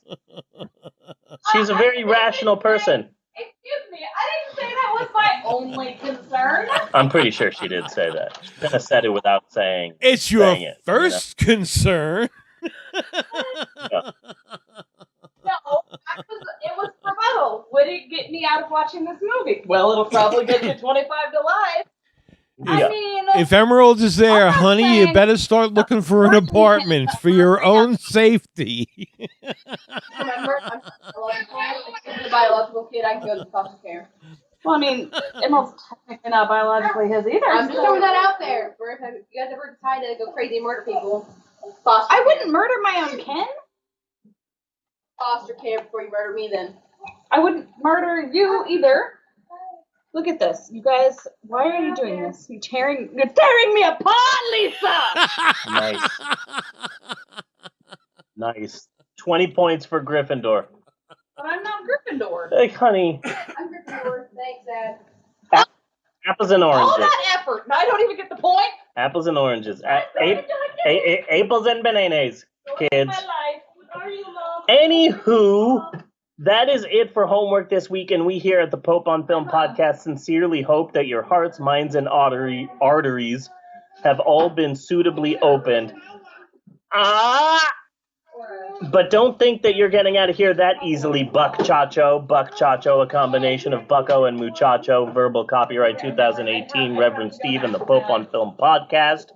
Don't forget next week's homework assignment, and for next week, we will once again be getting a preemie and trying to take it to turn. There's a movie that, for whatever stupid reason, I have been itching to do. Okay. That we could never do as an actual full episode of the podcast. Next week, for homework, Frankenstein meets the space monster. Oh, I remember. I was thinking Maxwell. Frankenstein meets the space monster. Okay. Frankenstein meets the space monster. Also known as Mars Attacks Cuba. That was another film. That was another title that this movie went by. It was filmed in Cuba, in case you couldn't tell, by the alternate title. Anyway, next week for homework, Frankenstein meets the space monster. It's all over the place. It's on. You can download it on archive.org. It's on YouTube. It's on Daily Motion. It's everywhere. Frankenstein meets the space monster. I have cuts of that in our Chia Souls short.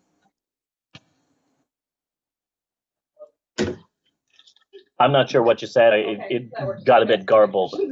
I said I have cuts from that movie in the Chia Pets, the Chia Souls. Yes. Yeah. Yeah. Gotcha. Classic film. Classic horrible film. Yes. So I'm excited to finally get to really go through that movie with a fine-tooth comb and talk about it. So that is next week. Be sure and join us next week for more homework with the Pope on Film podcast. And cut. Eleanor said cut. You probably didn't hear it. Eleanor, say cut. Thank you. That was adorable.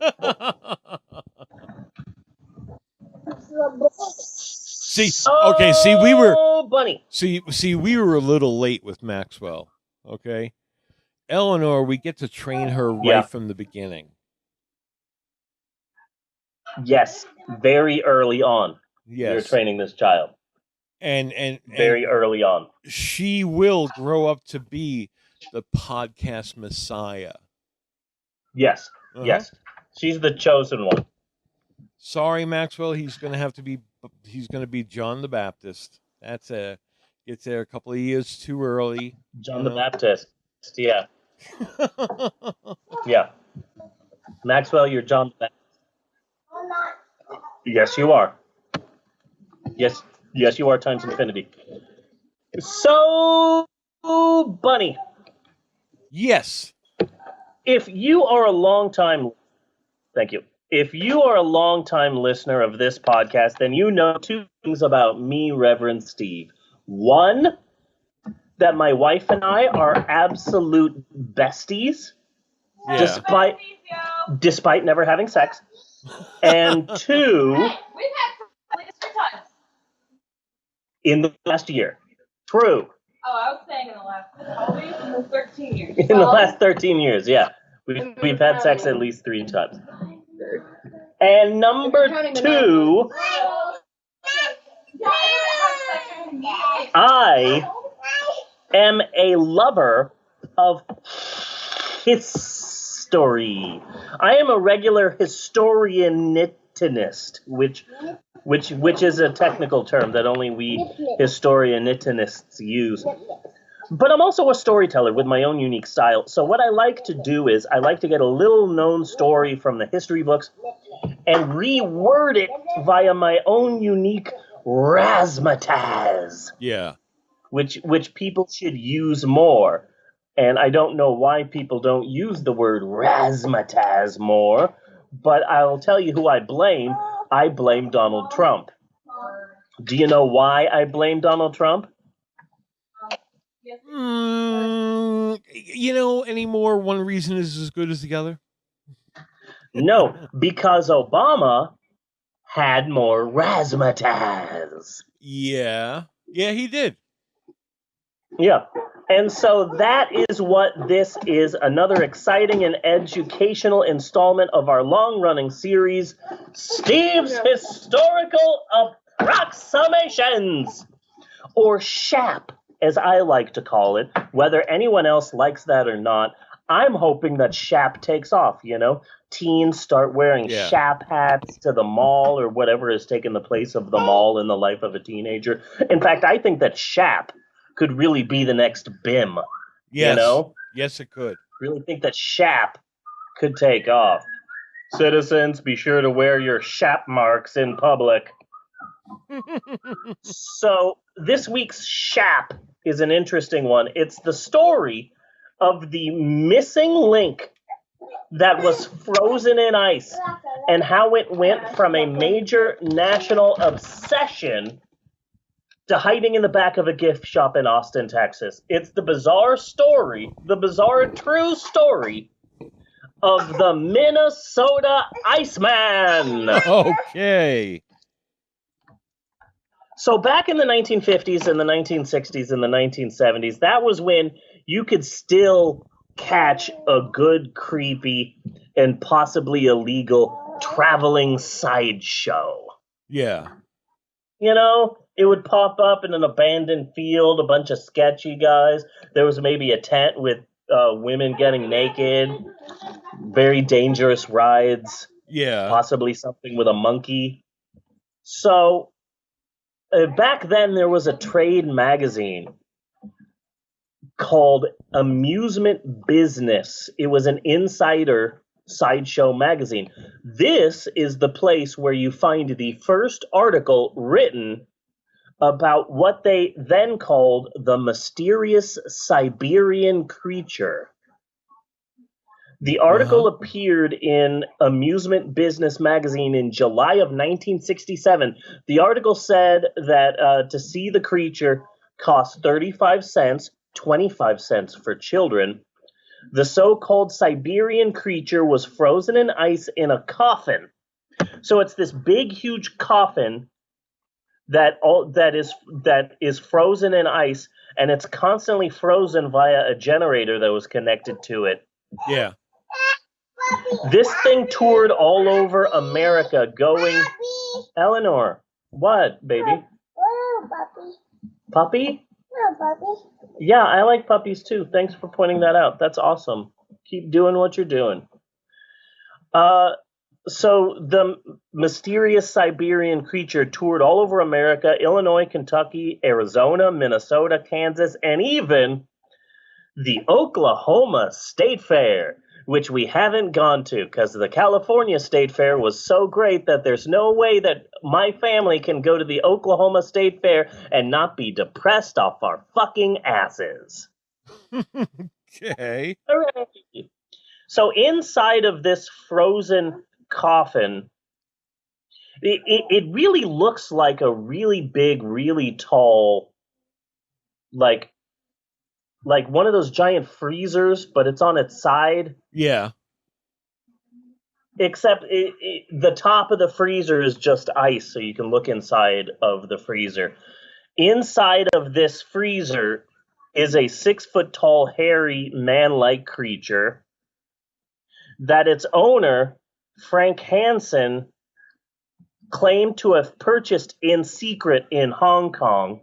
This missing link. He claimed to have purchased this in secret. Okay, go ahead. Yeah. Okay. He claimed to have purchased this mysterious Siberian creature, which is what it was originally called, in secret in Hong Kong, where it was fished out of the Russian Ocean by some bewildered sailors. Now, in my mind's eye or whatever, I imagine that he bought it in a small, mysterious curio shop, just like the one where they bought Gizmo from. Yes. Either that, or it's a mysterious curio shop run by Christopher Walken. Or the curio shop where you can buy a Lambert configuration. No, I'm thinking it's a curio shop where you can apparently buy a mysterious Siberian creature and also a cat that you can transfer your consciousness into. Yes. There's not a lot of people doing 9 Lives references. No, there's not. Not a lot of people doing references to Kevin Spacey cat movies. I like to think of myself as a trendsetter. So later, Frank Hansen would change the creature's origin story. Oh, no. Originally, no, I didn't get it from Hong Kong. I got it from this place. And then he would rewrite the story. He would change the story again. Oh, no. Okay, no, the truth is really that I got it here. Then he finally admitted that what really happened was he simply shot the creature while hunting in the woods in Minnesota. That's why it's now called the Minnesota Iceman. Originally, he got it from Russia, and then he bought it in Hong Kong, but it was fished out of the ocean by bewildered sailors, and it was floating off the ocean of Russia. No, I actually got it here. Okay, fine. I shot it in the woods in Minnesota. But honestly, the origin story of this creature does not matter. It's how the creature was treated in American society. That is the real crux of the story. It's amazing. But this is what we're going to do, Bunny. We're going to put this story on hold, on pause for a bit. Okay. And talk about the Beatles. Okay. Okay, just trust me on this. Just follow me. The Beatles were a culturally redefining rock band. Yes. They changed music. They changed celebrity. They changed the cult of celebrity. Their music really did change the globe. So then they broke up. And can you imagine being in that band? Being in this band that was bigger than Jesus, and then you're just yourself? Yeah, I literally can't imagine, because I have tried, and that's why I would really like to talk to one of the last two. Like, what the fuck is it like to just be you? I mean, when you've done this just like enormous thing, like I've heard a lot of astronauts suffer depression really bad, because they went to the moon. Now what? Yeah. And I think the Beatles would have to have that same feeling. Yeah. We were in the Beatles. You were a member of the biggest band in the history of music, and now you're on your own. That's got to be just the stress and pressure of having to live your life as a human after being in a band that was essentially a god. Yeah. How do you even begin to process that? Well, if you are John Lennon, what you do is you deconstruct the mythology surrounding the band's popularity, which is what he did on a talk show. I believe it was the Dick Cavett show. I might be mistaken. Probably. But he was being interviewed on a talk show, and they asked him about the Beatles and how big that was and how important that was. And he says, real honestly, look, we were 4 guys. I went to Paul. I said, do you want to join me band? Yeah. Then George joined. Then Ringo joined. We were just a band that made it very, very big. That's all. Yeah. It's John Lennon trying to process the full weight of his overwhelming fame. Yeah. We were huge and we were amazing and everyone knows us, but we were just a band. So that being said, telling the story of the Minnesota Iceman is really difficult because there's 2 sides to it. A shocking number of people still think that this is all true. Yeah. Because I haven't heard it by that name, and I don't really recall what name I've heard it. Okay, but I've heard the story roughly in quite a few creationist evolutionist debates. Yeah, a lot of and not only that, like creationist evolutionist debates, but also fucking Bigfoot people. Bigfoot people, yeah. Fucking Bigfoot people, because eventually Frank Hansen said, "Okay, fine, I shot it in the woods and deep in the woods in Minnesota." So now Bigfoot people point to the Minnesota Iceman. It's like, well, see, here's the proof. Here's our smoking gun. So a shocking number of people still think that this is all true, that this was a missing link, this amazing, incredible, epic discovery. There's a lengthy article about this shit on scientificamerican.com. A massive multi-page front cover article in Scientific American magazine, for Christ's sake. People took this shit seriously. Yeah. So there's two sides. On one side, Frank Hansen discovered the missing link between primates and humans. But there's another side, and the other side is, much like John Lennon and the Beatles, the Minnesota Iceman was just a stupid fucking carnival act that made it very, very big, that's all. Yeah. Because the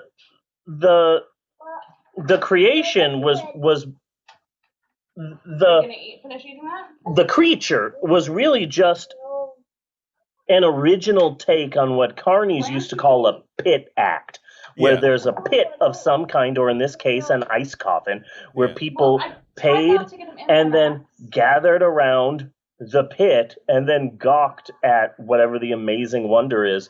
In the 80s, the Arizona State Fair would have these like animal acts. Yeah. Or or it would be like a real mermaid or something like that, and just some stupid girl in a fishtail. Yeah. Yeah, like whenever we would go to the Arizona State Fair, we would have quarters because, like, for 50 cents, you could see the world's biggest bull. And then, or you could go over here and you could see like a giant Florida gator. I have a really good story about that on my blog somewhere, Gathering Dust, about the giant Florida gator story. But then there was a pit act, and there was this big banner, and it said, "World's smallest horse?" ? And you would pay 50 cents and then go around this pit, and there's just this tiny little baby Shetland horse living in the smallest cage, living the saddest life. So Frank Hansen was just looking he was a carny guy, and he was looking for an interesting act, and he's like, I need an interesting act. People really like pit acts. And maybe I could come up with a pit act. You know what? I think I have an original idea. What if? And then he came up with the Minnesota Iceman. Okay. Wait a second. I'm just having an interesting thought. Okay. Yeah. Because I know exactly what you're talking about, and I know exactly the environment and everything that you're talking about. I can smell the hay with your description. You know what I mean? Oh yeah. Okay. Oh yeah. But now, all of that, doesn't it feel very conspiracy theory-ish? Maybe don't. They have He's on the second podcast. They have a secret alien. They have a. They have an alien behind the sheet or something like that. So I'm wondering if everybody is going for conspiracy theories because there aren't enough good carnivals anymore. Yeah. If you buy into the Fiji mermaid, you buy into the Malaysian air flight. You just kind of do, right? It's that same mentality, isn't it? Yeah. Sorry, I just thought that was interesting. No. That understands. I understand that. We need more carnivals, and carnivals can save this country. That's my last word. Yeah. Why did you get me out of my headphones?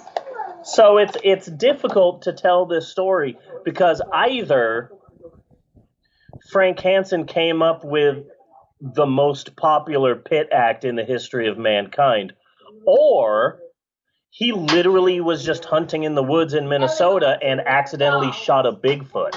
Oh. Okay. And so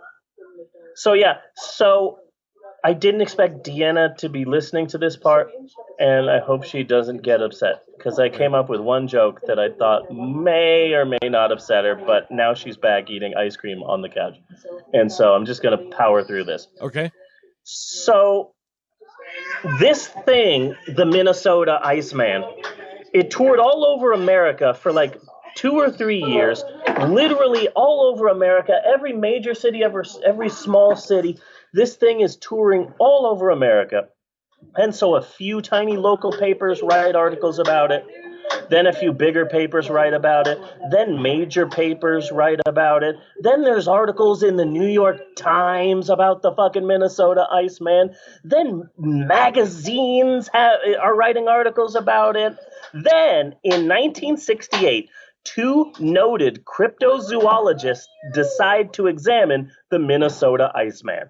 Okay. And in 1969, they announced, yes, this is a genuine creature. Now, I'm sorry to anyone who might be offended, but in my mind, noted cryptozoologist is right up there with rich banjo player. Or sexiest Radio Shack employee. Steve Martin, like. He's the only one, though. He's the only one. But it exists. Noted cryptozoologist. Really? How do you put that on a resume? Steve Martin? Yeah, I wrote Rich Banjo Player specifically because when Steve Martin first started out, he would always whip out his banjo and start playing, and he loved banjo, and he was really good at it. And then one day he does The Tonight Show, and after The Tonight Show, he did it with Milton Berle, noted asshole. Yeah. And Milton Berle just comes up to him and says, "Hey, you know something that no one ever says?" And Steve Martin's all excited, and he's like, "Oh, you're going to tell me a joke, one of your famous zingers. What do you never hear someone say?"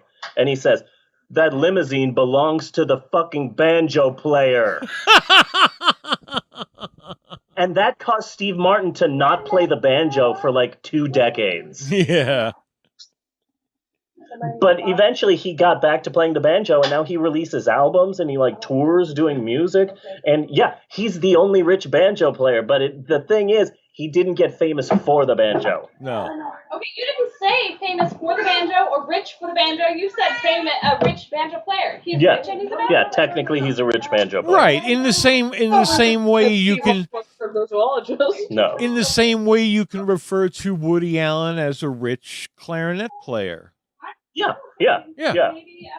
I'm on board. So 2 noted cryptozoologists study the Minnesota Iceman in 1968.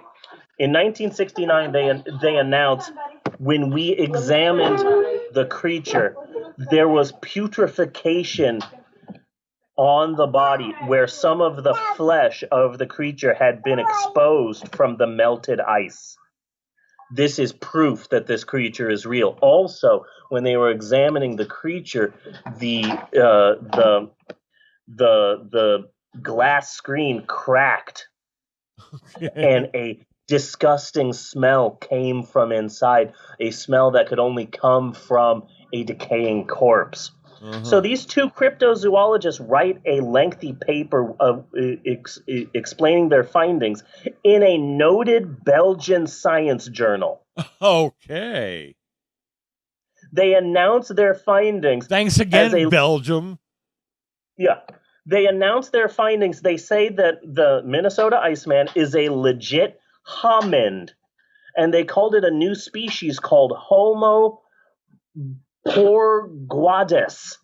And this creature was the legitimate missing link between apes and humans. Oh my God, Bunny. Suddenly the Minnesota Iceman is on the front page of magazines and newspapers and shit. People took this all seriously. Okay.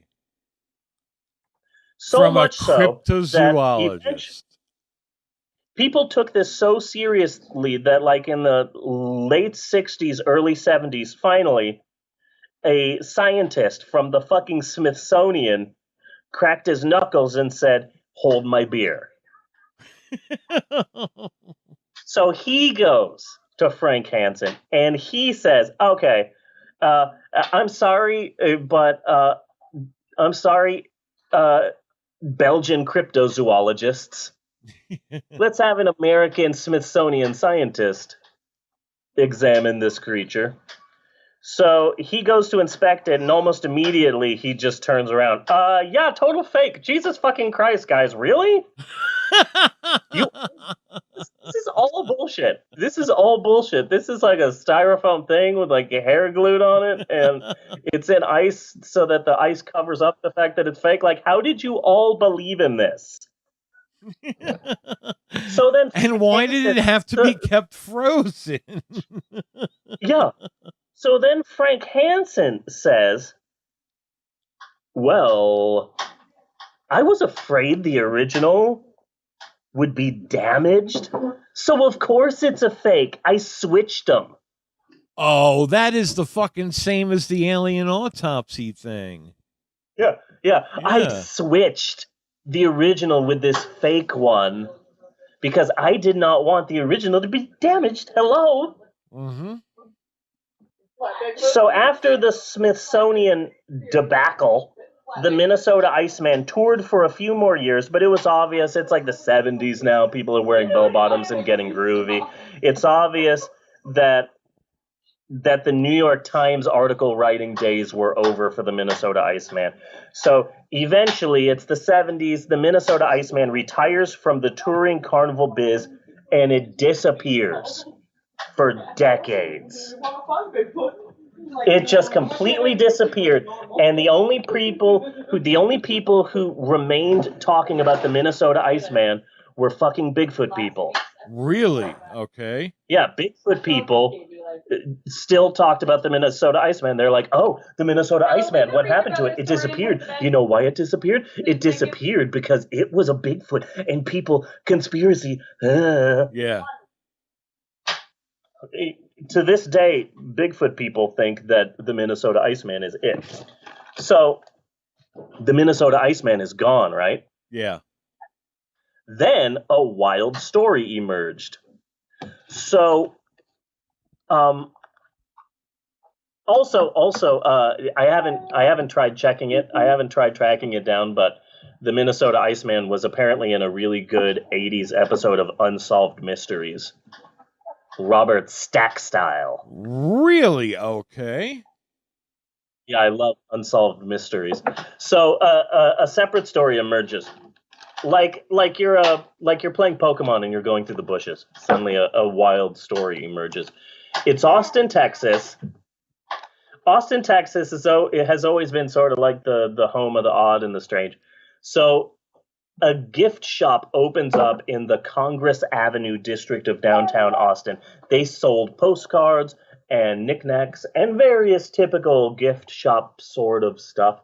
The owner is a guy named Steve Boosty, whom I have spoken to personally and honestly geeked out a little bit over. He actually is there almost every day, and he wears a big giant fez. Yeah.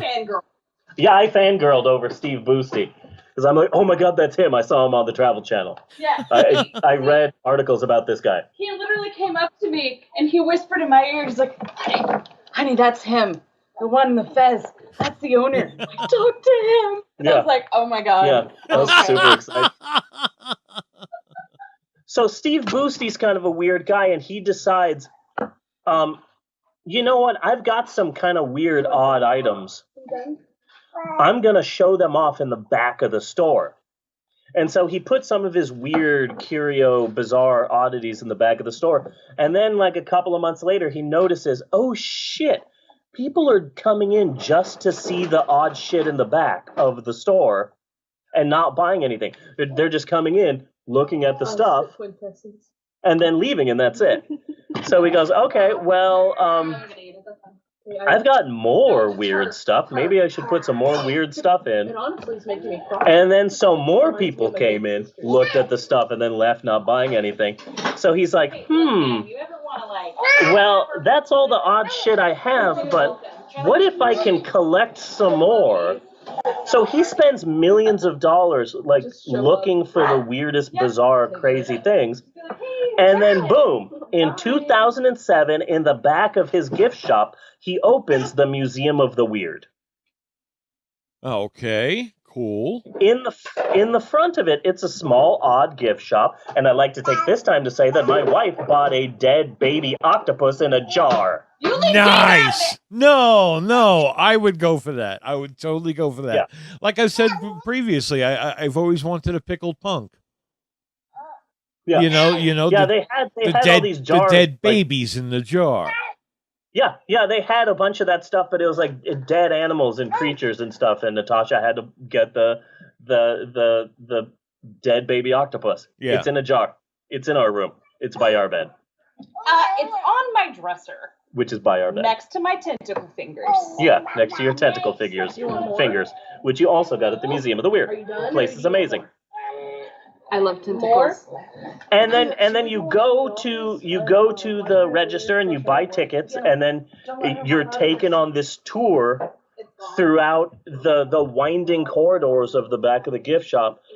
It's filled with a lot of Ripley shit. So it's got the Fiji mermaids, the shrunken heads, the mummies, two-headed calves, and an impressive selection of wax sculptures, which Steve Boosty actually saved from another since closed down Austin tourist attraction. And then, so he's always looking for weird things to put in the Museum of the Weird. And then in 2013, you never guess what resurfaced. The Minnesota Iceman, the original, was put on sale on fucking eBay. Oh. The family of Frank Hansen is just, okay, so we suddenly have inherited a ridiculous amount of carnival crap. Yeah. When are we going to do all this shit? I don't know. I guess we'll start putting it on eBay. Okay. Minnesota Iceman for sale. Toured America for sale. So Steve Boosty bought it. It turns out a young Steve Boosty actually saw the Minnesota Iceman as a child when it toured America. So he bought it. And that shit, the resurfacing of the legendary Minnesota Iceman, it made the front page of Huffington Post. It was big news. Really? It was such big news that the transportation of the Minnesota Iceman in his ice coffin from Minnesota to Austin, Texas, the transportation of it was featured in season 4, episode 6 of the show Storage Wars. Oh, are you kidding? No, the entire episode is focused entirely on the challenges with transporting the Minnesota Iceman. Oh, okay. But that's not the weirdest part. The weirdest part is the Minnesota Iceman was also featured, oddly enough, in an episode of Cake Wars. Okay. They made a Minnesota Iceman cake. And I have insider information that the cake just tasted okay. That's because they left it out in the rain. They left it out in the rain.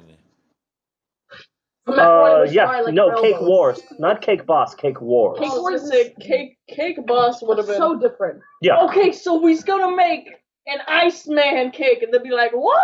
Yeah. We's gonna make. You can't even. No, it's okay. It's okay. My My son likes race cars. Can you make like a race car? But- That's what I was gonna do. We's gonna make a giant race car that he can actually drive and then eat, and then it's gonna catch on fire with your son in it. So here's the amazing finale of the story. So Okay. then, the newly resurfaced Minnesota Iceman just gathered dust in the Museum of the Weird until March of 2008, when it was visited by noted cryptozoologists Amber Spain and Isabella Galindo, who not only announced it to be 1,000,000% authentic, but also announced that their father Steve was the best father in the world for taking them to see the Minnesota Iceman. Aww. I didn't even know that the Minnesota Iceman was back there. I just thought that we would be going on our own. I just thought that we'd be going on our own through the Museum of the Weird, and then suddenly some guy appears, and it's just, hey, you want to join us? We're going through a tour. And suddenly he's giving us a tour through everything, and we get into this giant room that's like padlocked, and we were told like, hey, no, you can take whatever pictures you want, whatever videos you want, but we're very serious here, and we have a strict policy about this. You must turn off your phones, put them in your pocket. There are no photography allowed from this point on. And we were not allowed to take a picture of the Minnesota Iceman. Very few pictures exist of him. Really? Yeah. Very few pictures exist of him to keep the mystery of it alive and all that sort of thing. So I have no pictures of the Minnesota Iceman. Just At call all. the tourist guide Jared. Yeah. But Can you draw it? Huh? Can you draw it? If we got a police sketch artist, can you describe actually, it? there are sketches of it. There's a number of them. In fact, there's a really good sketch of it on the Wikipedia page for the Minnesota Iceman. Okay. Yeah, no, there's pictures all over the place. There's drawings all over the place, and then a few photographs, but none of them take it. None of them, do it justice. It's something you kind of have to see for yourself. Anyway, it's there at the Museum of the Weird, Austin, Texas. The place is fucking amazing, and I'm in love with it. It was just really fortuitous because it was near my birthday, and Natasha wanted to go out to the outskirts of Austin, Texas, to Dripping Springs, which is apparently a place, because that's where there is a... You're holding a knife at me, and that's scary. I'm not. I'm cutting broccoli. Okay. Well, we're both right. You were holding a knife at me, and you are cutting broccoli. Chopping broccoli. Chopping broccoli. She's chopping broccoli. Hold it. So Natasha wanted to go visit a brewery, which I have a hard time saying. Brewery. And then she said, hey, we can go and do a road trip to go to the brewery if you want to. Steve, is there anything you always wanted to see in Austin, Texas? And I don't think she even got done with the word Texas before I belted out, the Museum of the Weird! Like, that was the first stop. That was the first stop. I'm not saying that Steve's birthday trip was a selfish thing, but it was kind of a selfish thing. Yeah. I got to go to the place that I wanted to go, but he also had a good time, and he got to go to places too. Yeah, I did. I am looking at a picture of the Minnesota Iceman on the wiki page, as you suggested. Is he doing the Macarena? The Minnesota Ice. Wait, what did you say? Is he doing the Macarena? No, it is kind of weird because he's got one hand up and then like another hand around his junk. Yeah. Yeah. One of apparently when he was shot, the creature was shot 2 times. Once in the eye, which dislocated one of the eyes, and then the second time was shot around the gut, which is why the creature is posed the way it is, with one arm up and one arm like around his gut and crotch. You should look up the giant spider monkey. Ooh, okay. Oh my God, that's funny. Okay. Vagina spider monkey? Giant! The creature is either A, fake, B, Bigfoot, or C, Robin Williams' grandfather. Okay. Because that's how handsome Robin Williams was. I am going with C. Doggy? Is the doggy outside? Yeah, no, the mood that the Museum of the Weird sets before you go in and talking about, giving you a quick look at the history of the Minnesota, telling you about the Minnesota Iceman, showing you pictures of articles about the Minnesota Iceman, and then having you all put your phones away. Yeah. And then you walk into this cold room, and there's not a lot of light, and it's kind of dark, and the main light in the room is just the light coming from inside this giant freezer where this frozen creature is there, and you and all of these strangers and friends are gathered around it just looking down. It's a really creepy experience. Yeah. We were all creeped out. Bella was creeped out. Amber was creeped out. What's creeped? Who? Just the mood that they set when you go in to see the Minnesota Iceman. They make you put your phones away. They tell you the history. There's not a lot of light. You're crowded around this freezer. There's a black light, too. Yeah. And there was like a black light in the room, and the ice is so thick that you can't fully see it, but you can make out definitely here's a face and it's looking at you, and you can see the fur and the fingers, and it's a really creepy experience. Okay, I need an emergency break real quick. Sorry about this. Oh, no, that's fine. I am actually done with this bit, so you go to the bathroom and I'll just wrap up. Go! And it looks like that is it for Steve's Historical Approximations this week, or SHAP, as I like to shove down people's throats. And I hope that you all enjoyed getting your goddamn learn on. Next week, we will be talking about two things that I swear do go together. Next week, we will be talking about Bambi and hardcore twisted pornography. That is next week on Steve's Historical Approximations, or SHAP, as I like to repeatedly shove down people's throats. And cut on that. Well, we still have our movie to talk about. Oh, hey, Bunny's not here. Let me say some things. I kind of didn't like this week's film. But I'm gonna try and have a positive attitude about it. I know he's gonna hear it eventually, yeah.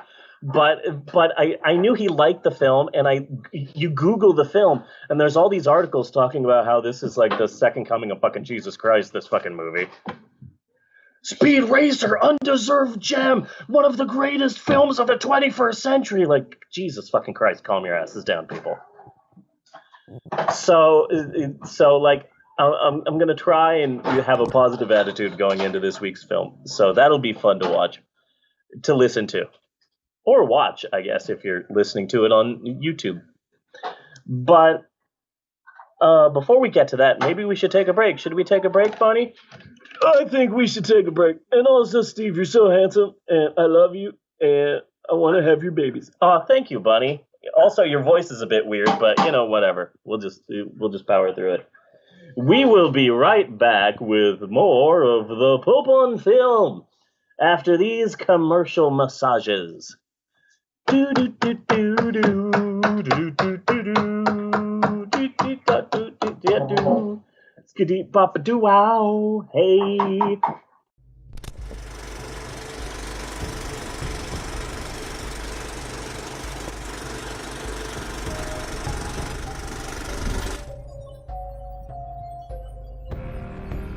Now, the most important Green Army man. You know him. You love him. The one who had the most important job of all of them.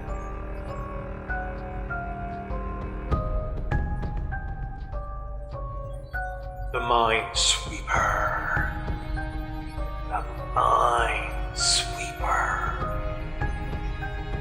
Putting his life on the line for his comrades. Clear that will, Minesweeper.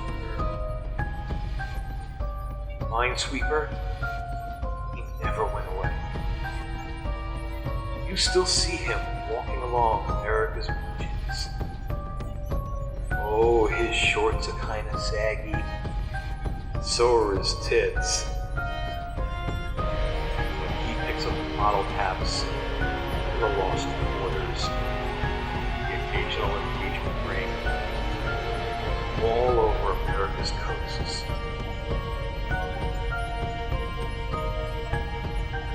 Here's to you, my sweetheart.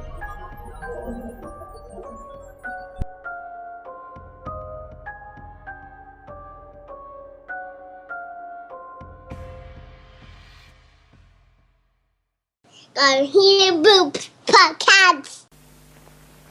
He's a tough man. To let him live is taking a chance. Since he knows our secret, he has to be killed.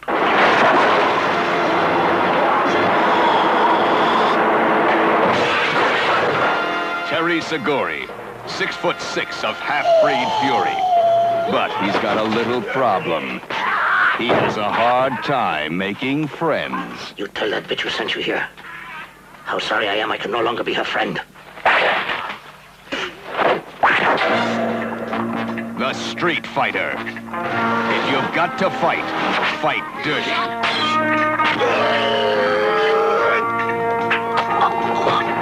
I'll kill Suzuki. Now I owe it to him.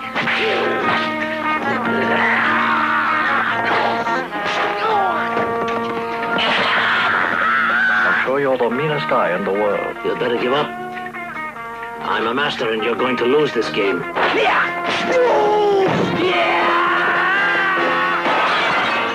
I've waited a long time to settle the score. Don't be too impatient. I'll see you another time.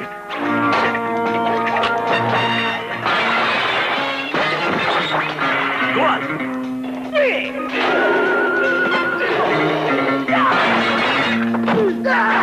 I hate punks worse than anything. And I would love to see the mob destroyed. He has to die. We cannot let him live. You're a Daioku school member. I owe nothing to any school.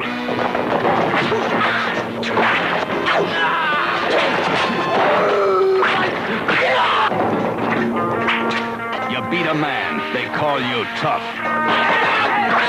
You beat an army, they call you the Street Fighter. Introducing the incredible Sonny Chiba. You don't know what mean is until you meet him. And we're back with more of the Pope on Film. Act 3, bitches! Yes, it's Act 3, the shocking finale of the Pope on Film. Finally, all your questions will be answered. Who will live? Who will die? What is this rash on my inner knee? Should I go to the doctor? It itches. It feels like some sort of poison ivy, but also it's not like I'm just hanging out in the woods, you know? Yeah. There's no way that I would get the poison ivy. Like, it burns, too. Like, I don't even know what to do. You know what? I'm just going to Bing it. I'm just going to Google it, WebMD, and keyboard click in parentheses, and, well, okay. WebMD says Black Plague. I have the Black Plague. You have the Black Plague. Boy, that escalated quickly. I mean, that really got out of hand fast. It went up a notch. It did, didn't it? Yeah, I stabbed a man in the heart. Just to watch him and die. And so with that firmly out of the way, it's time to discuss this week's movie, the 2008 Wachowski CGI masturbatory fantasy film known as Speed Racer. Yes. And oh my God, people love this fucking movie. I loved it. I fucking loved it. I'm going to have to fight you on this one. People love this movie. I had no idea the cult behind this movie. Yeah, no, I have no idea about that. There's a fandom of people who just adore this film and said that they say that it failed in the box office because it was ahead of its time.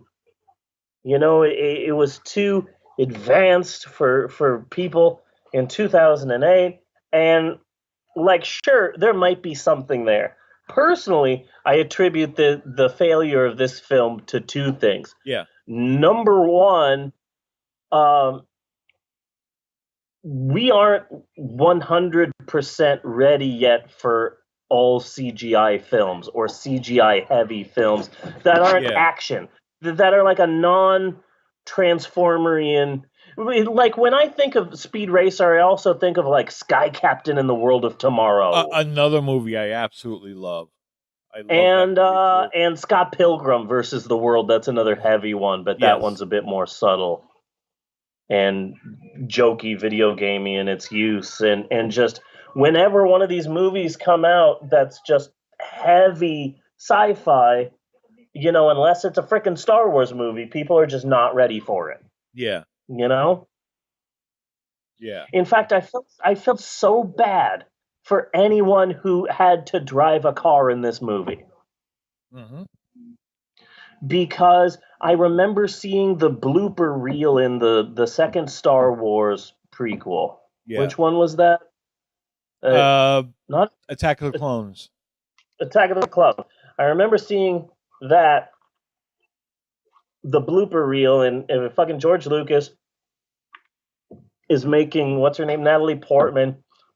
You know, she's acting out that scene where they're at the whatever droid factory. Yeah. The lava-filled droid factory. And she has to, okay, now roll under that. And then you need to jump over this. Now this is going to be coming at your head, and you're going to have to duck this, and then go under there. And she just loses it. And she's like, this is just a prank, right? You're just pranking me. This is all fake. It's just an elaborate joke, right?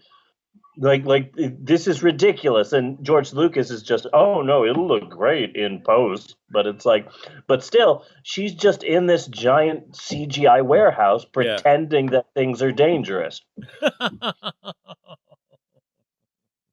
So I just felt bad for all of the people who had to drive in this movie, because they're just in like a half-built CGI fake car pretending that everything is scary and thrilling. That's got to be so difficult. You know? A lot of the Avengers movies are like that too, yeah.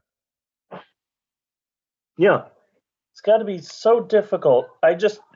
You see a close-up of somebody, I saw a close-up of somebody driving in this film, and every time I just went, oh, bless your heart. Pretending like this is thrilling and scary. Yeah. That's got to be tough. I don't think I could do that. I'd be laughing. I'd be laughing my ass off because I thought it was so funny. Yeah. So number one, I just don't think that people are ready yet for such a heavy CGI film. Number one. And number two, a lot of the failure is just, I gotta say, is the fault of the Wachowskis. How so? Let me try and explain. Let me try and explain why. They got too big too fast. True. Very true.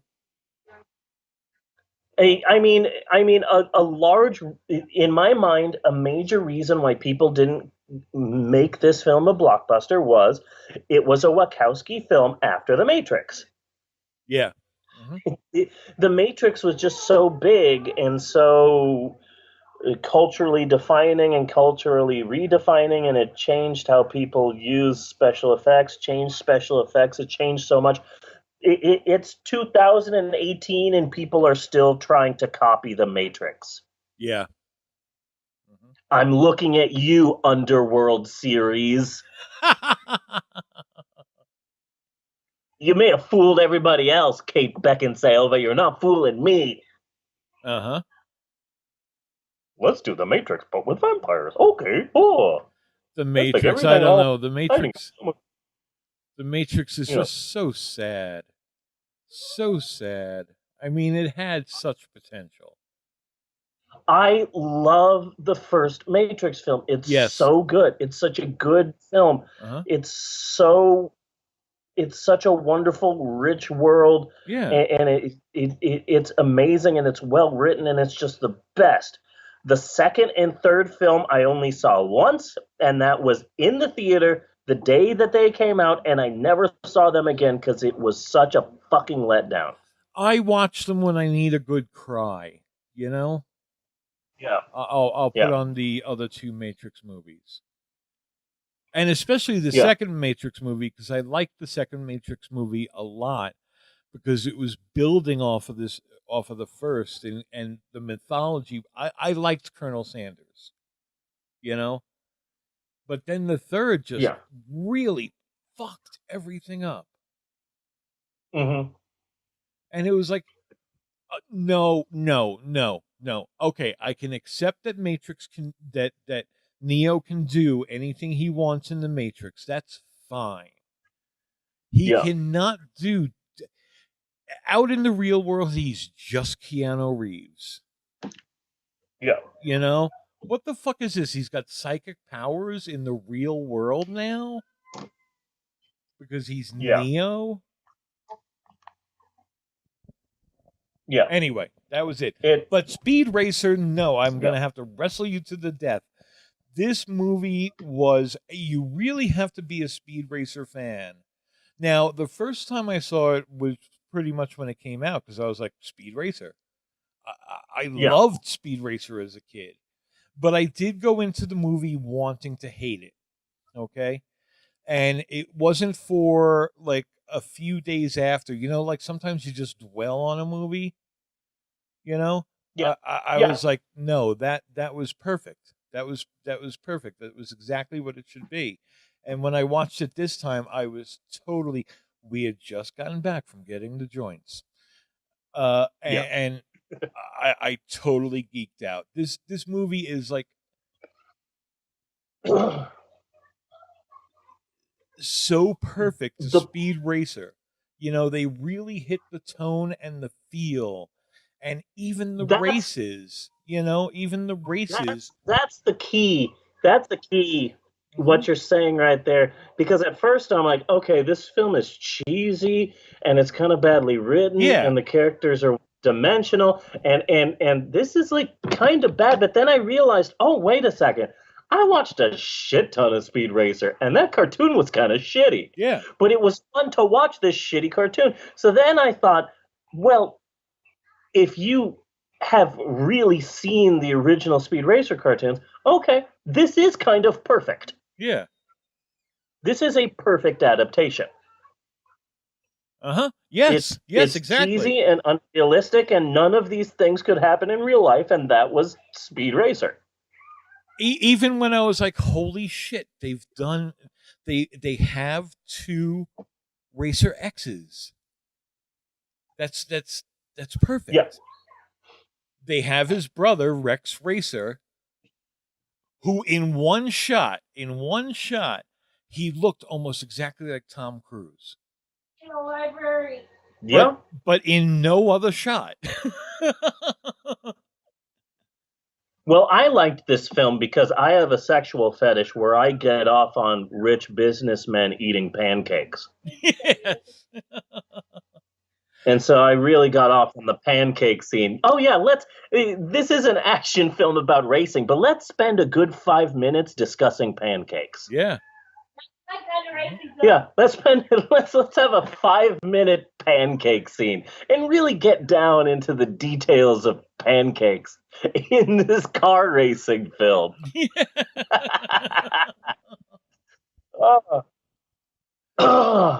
I absolutely loved it. I absolutely loved it.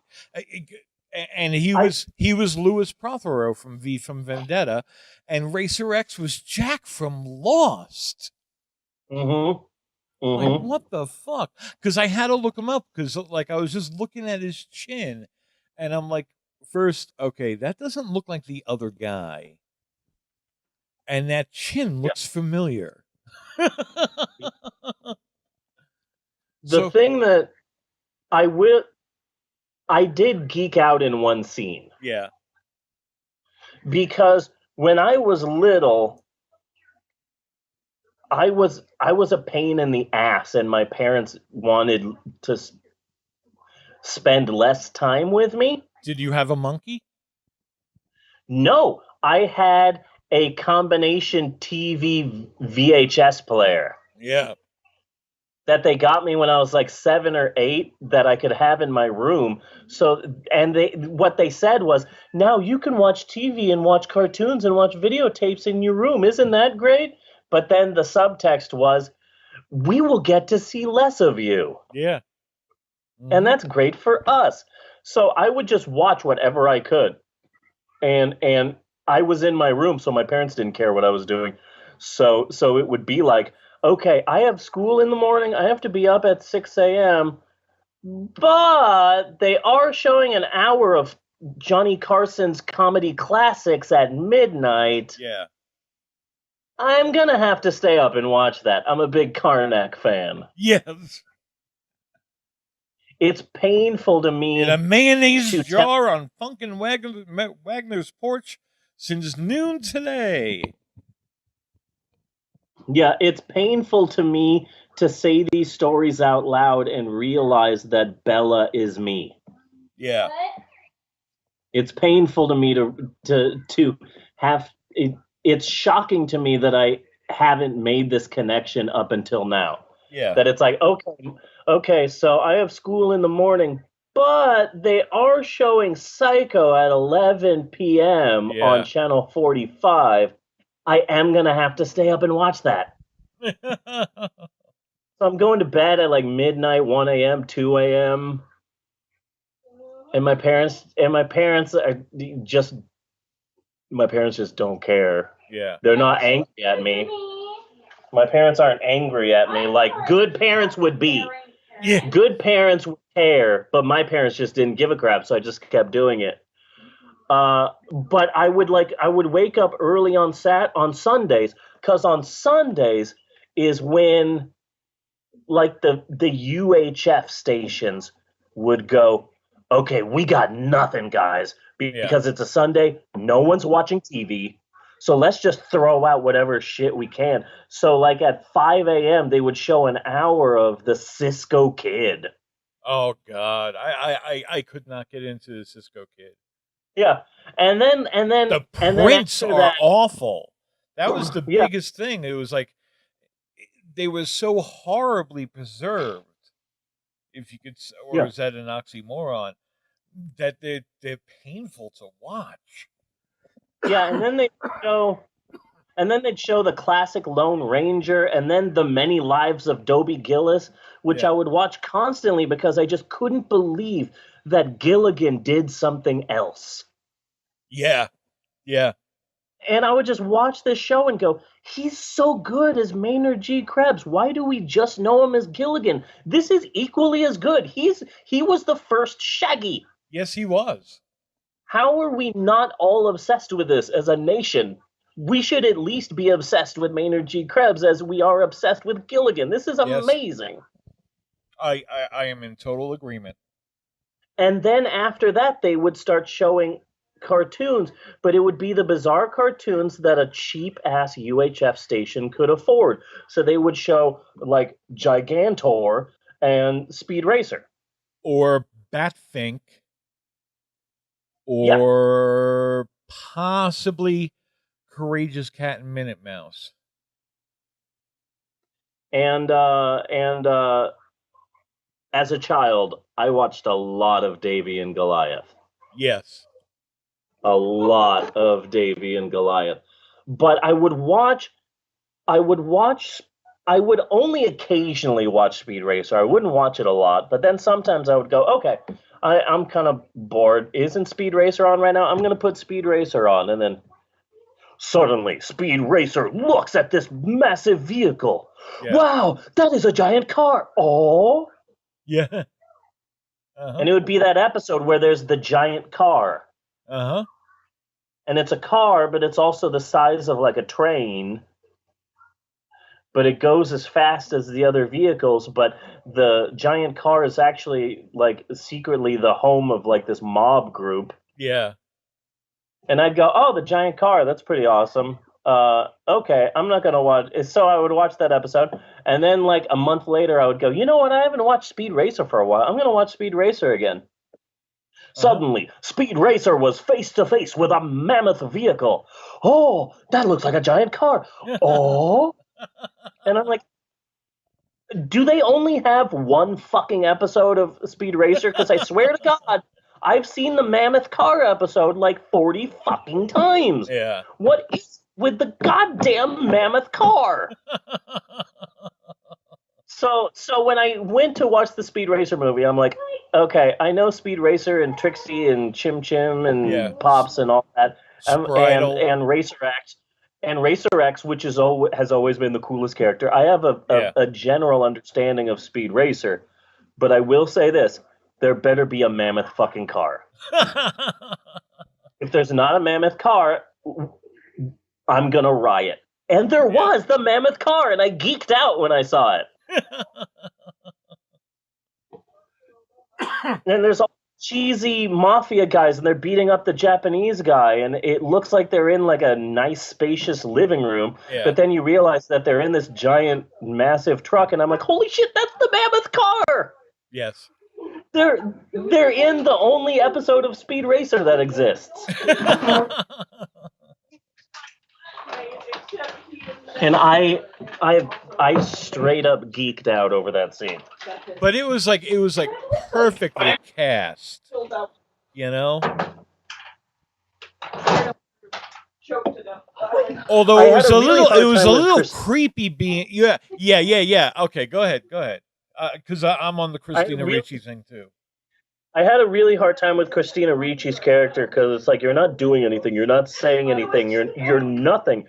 You're just this like cardboard wooden fucking thing that just stands up there, and you're not emoting, and you have nothing to do. You are doing nothing in this film. Why are you even here? You're barely acting. Yeah. But then every time I had a problem with the movie Speed Racer, I had to put it in perspective. And I'm like, oh, God, Christina Ricci, I used to love you so much, and now I just hate you, and I want to strangle you. What is wrong with you? But then it's like, wait, in the anime, Trixie has nothing to do. She is just a pretty eye candy woman. Yeah.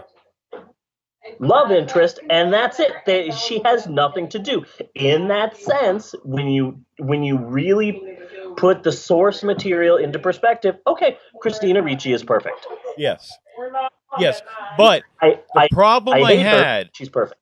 The problem I had is I thought Speed Racer was great. Okay, he was just a very good looking kid, you know. Like he's not fully grown up yet, and that shows, you know. So I thought he was great. Yeah, and Christina Ricci looked great because with the eyes that she's always had, she was born for fucking anime, you know? Yeah. But then when they would start getting romantic, I would be like, okay, wait a second.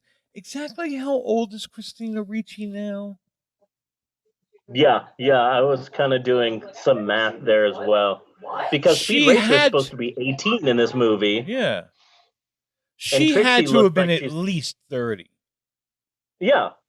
Yeah. So yeah, no, I had a hard time. I had a hard time with that.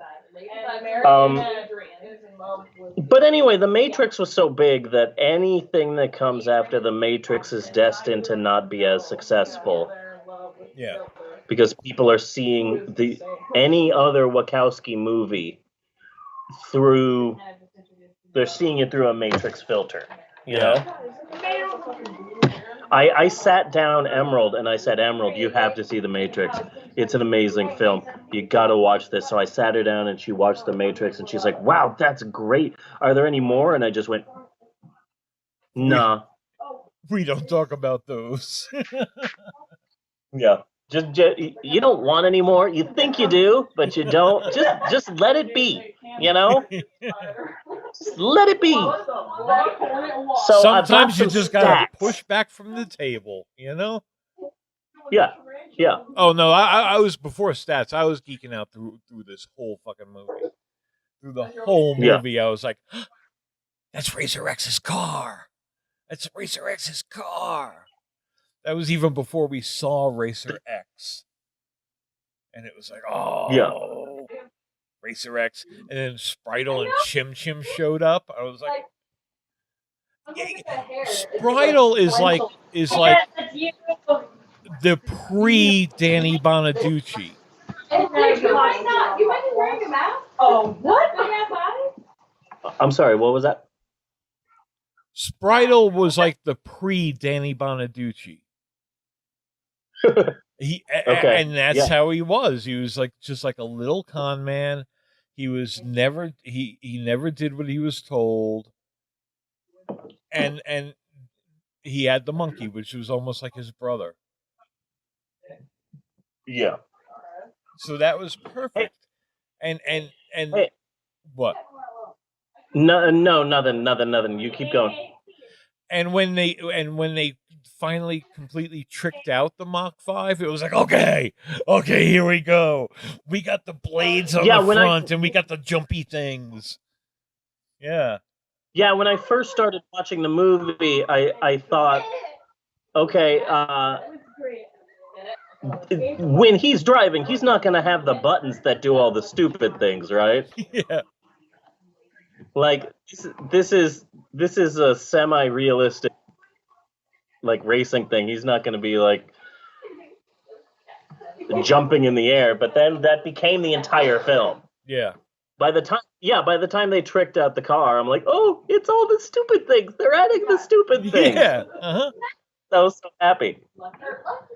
At first I didn't like the guy who was Speed Racer because it's like, oh, he's really pretty and he looks like Speed Racer, but also like he can barely act and he's just not. I just don't find him that charismatic. But then again, source material. Yeah. I always hated Speed Racer.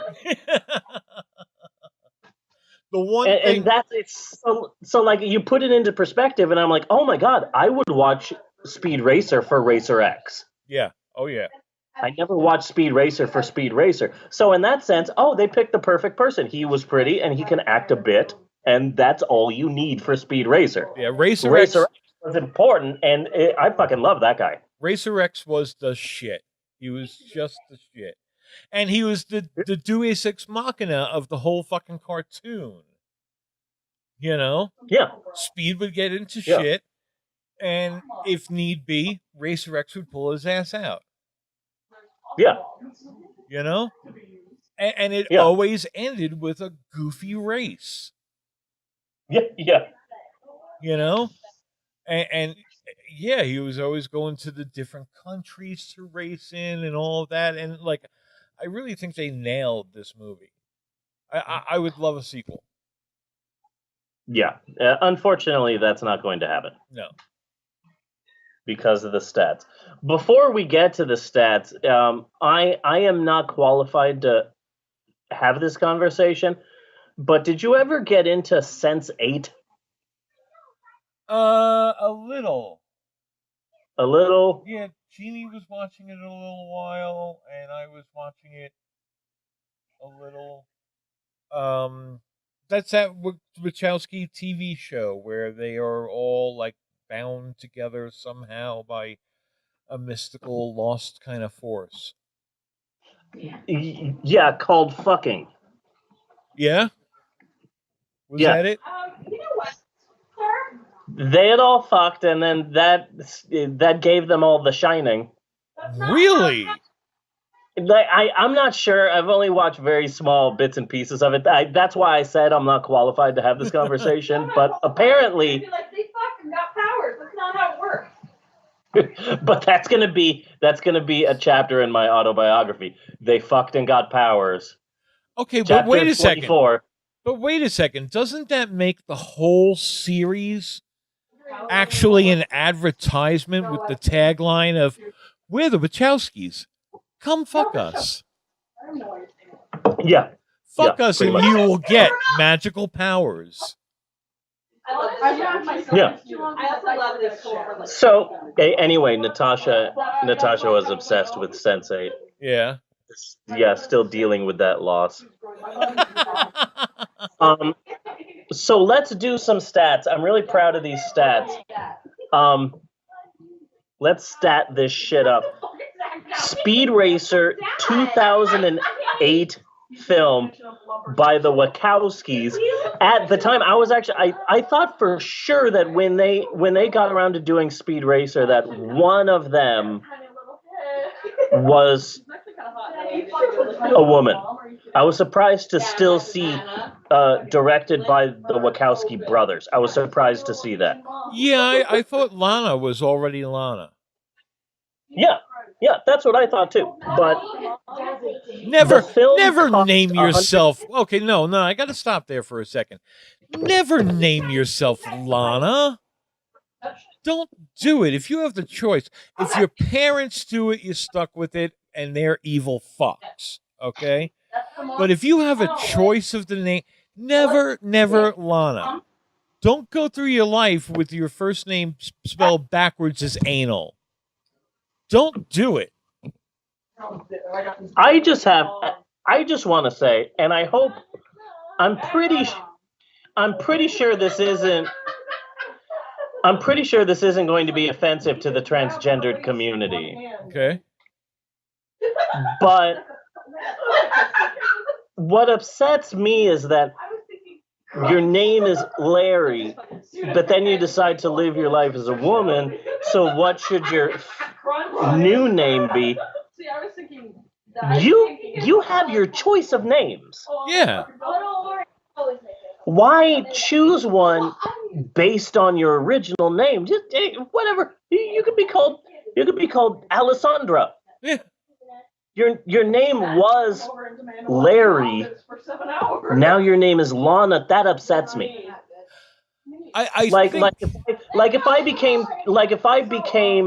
If I decided to live my life as a female, my name now is Steve. I'm not going to call myself Stevania. Right. Right. On my but account. This, I think, is documented evidence that we are both progressives. Okay. We're not upset that she's transgender. We're upset at her fucking name choice. That bitch. I am upset. I'm pretty sure this isn't offensive to the LGBTQ community. It's just if you're going to change your name, don't fucking. You have your choice. There's no rules. Right. It's okay. It's upsetting.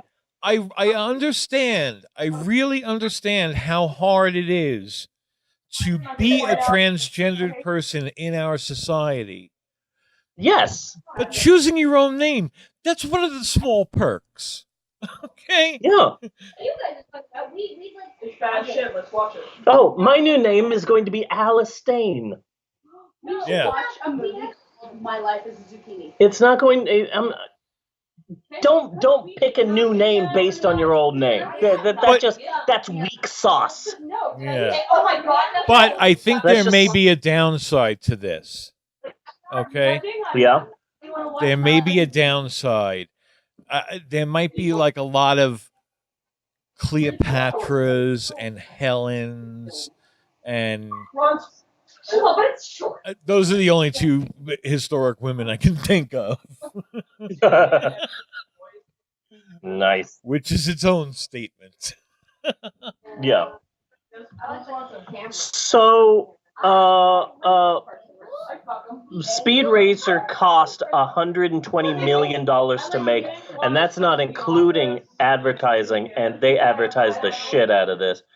It made only $93 million in the box office, so that's a big loss. Uh-huh. Now, originally, I was not going to discuss the history of Speed Racer in Japan and how it originated. I wasn't going to do that because I feel that that's already a popular story that a lot of people know, and so I wasn't going to do it. Yeah. Everybody already knows how Speed Racer originated. I can't add anything new to that. But then I said, okay, if someone's listening to this episode and they're a Speed Racer fan, then I owe it to them to tell the story. Uh-huh. So here is, as everyone knows, the origins of Speed Racer. Yes. Speed Racer originally started as a popular Japanese manga that was originally called Anal Fucking Tentacle Rape. Uh-huh. But then it was changed. See, it was changed because it was believed that by making Anal Fucking Tentacle Rape more family friendly, then it would improve sales. Yeah. So they changed it from Anal Fucking Tentacle Rape. They changed it into Happy Panda Horny Cum Explosion. Ah. Which... That is a bit more kid-friendly. Yeah, it is a bit more family-friendly with the addition of the Happy Panda. Yeah. So then it went through a number of different versions. A number of different versions came and went, including but not limited to Super Sunny Schoolgirl Scat, Kitty Cat's Pee Parade, Rainbow Friendship Butt Plug Orgy, and oddly enough, Ernest Goes to Camp. I watched that fucking movie for you, Deanna. That is time of my life I can never get back.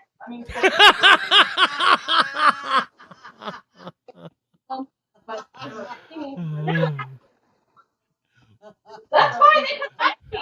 What movie? Watch that fucking Okja. Okja. Have fun. Okja. Freaking horrible. I've never seen it. Time of my life I can't get back. And my eyes, I need to bleach them. It's vegan propaganda. Don't believe the hype. So until finally they said, you know what? What if we get Anal Fucking Tentacle Rape and just make it about a naive little shit who can drive good? And boom. Yeah. That is how babies are made. I mean, sorry. That is the story of Speed Racer. It was a manga, and then it was an anime that actually didn't last that long. No, it was there on aren't. A blip. Yeah, but it kept reoccurring throughout my life.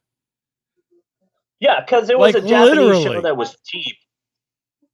It was a Japanese show that was easy to dub, and then it was cheap for TV stations to just throw on. Yeah. Like, oh, we need something for kids. Here's the cheapest thing we can put on. It's called Speed Racer. Have fun. And I would be like, so, oh shit, they got Speed Racer. I love Speed Racer. I'm going to watch Speed Racer. All the way up to, then it's on MTV. And I watch Speed. So now I'm in my 20s-ish, watching MTV for Speed Racer. And then they make a fucking movie. Yeah. But so in the 70s and 80s you could catch the cartoon, on a UHF station, but because it was cheap to put on. Then Speed Racer sort of disappeared, and it was a novelty retro thing that not too many people cared about. Yeah. In the 90s, it came back in a big way. Speed Racer came back. Yeah. How, you might ask? Why, you might ask? Well, Bunny, I'm serious about this. This is a scoop. You will not read the following in fucking Wikipedia. Okay. Okay, in fact, I went looking for this, and I could barely find any.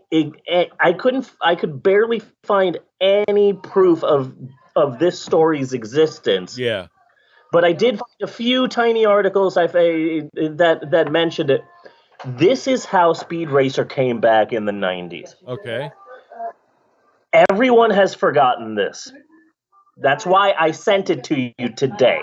In the 90s, in 1992, a techno group called Alpha Team released a techno remix version of the Speed Racer theme song, and it played on the radio a fucking lot. Yeah. Did they play it at the end?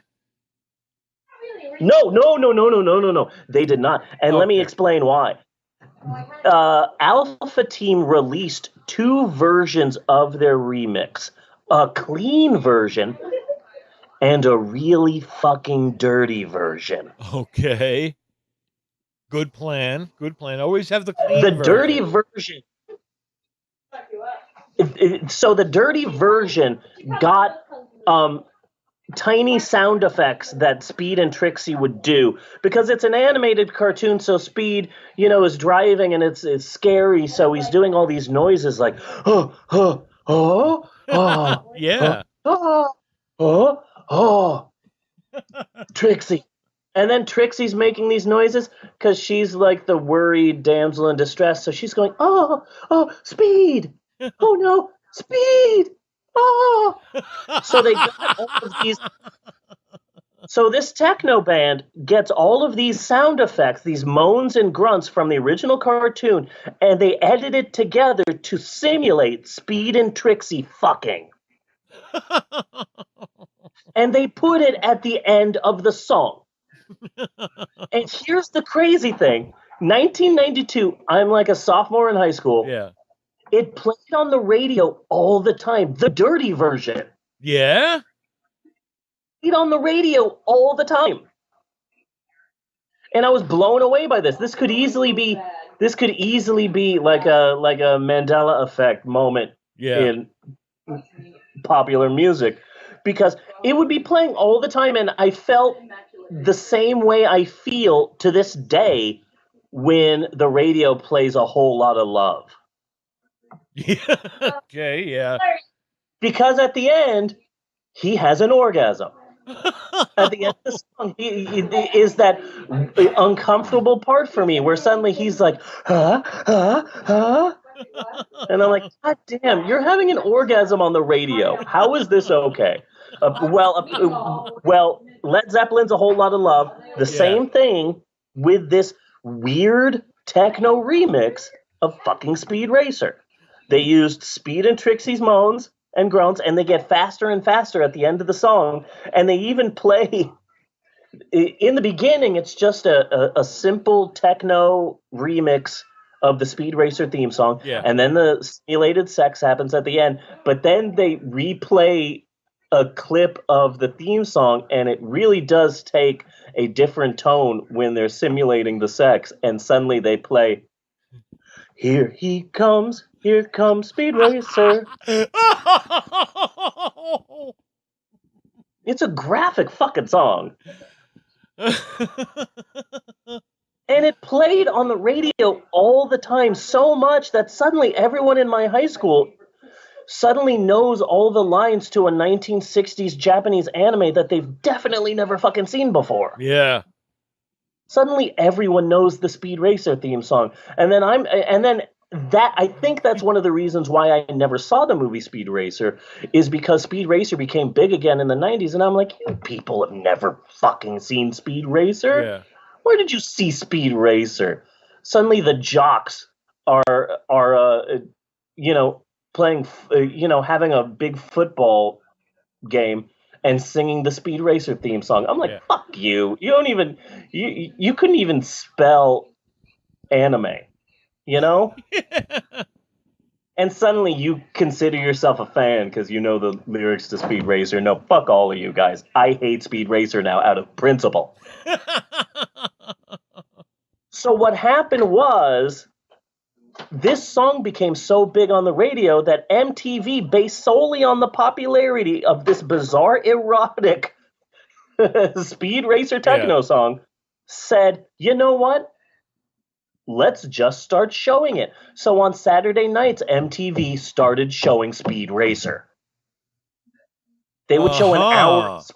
They would show an hour of Speed Racer at night on the weekends, and suddenly, boom, Speed Racer has a comeback. Yeah. And after that, that's when you see, suddenly Speed Racer shirts are in. Suddenly there's new Speed Racer toys. We're going to release a new Speed Racer cartoon. We're going to start releasing all these Speed Racer DVDs and these box sets. And that eventually led to this movie.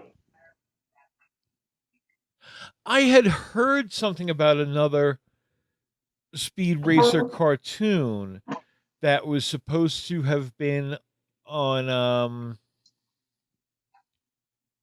oh fuck, what channel? Some channel that we didn't have in my fucking area. Okay? Remember that, where you didn't get certain channels in certain areas? Oh yeah. Yeah. So I kind of, like my mind noted it forever, but I've never looked into it any further. Yeah. Yeah, after this movie, they released a new Speed Racer cartoon, and it was like Speed Racer: The Next Generation. But yeah, it's really shit. But well, that would have it's really bridal interesting. driving. Yeah, I'm not down with that. But it's really no. Is it any Bridal good? should only play with his monkey.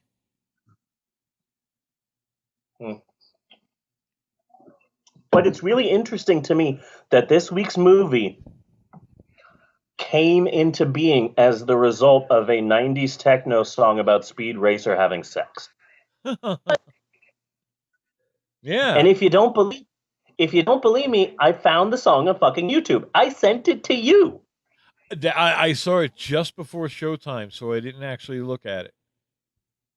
Yeah, give it a listen. Oh, they literally totally. have sex in this song, and I'll it's probably fucking cut weird. it into the show. Yeah, it played on the radio all the fucking time. Yeah. So bizarre. 1992. The Speed Racer Techno Sex Remix. Yeah.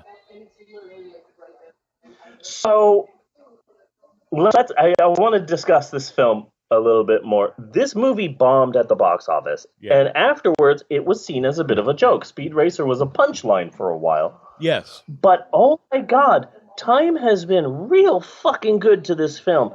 Just bing this movie. Just really? Bing it. Speed Racer 2008. Here are some of the results that I got this morning. Hollywood Reporter, a lengthy article entitled "In Defense of Speed Racer." Gizmodo.com, quote, "an unsung masterpiece." Slate.com, "one of the finest films of the last decade." Really? Tor.com, Tor.com, the science fiction website, "an overlooked masterpiece." CBR.com called the film "much better than you remember."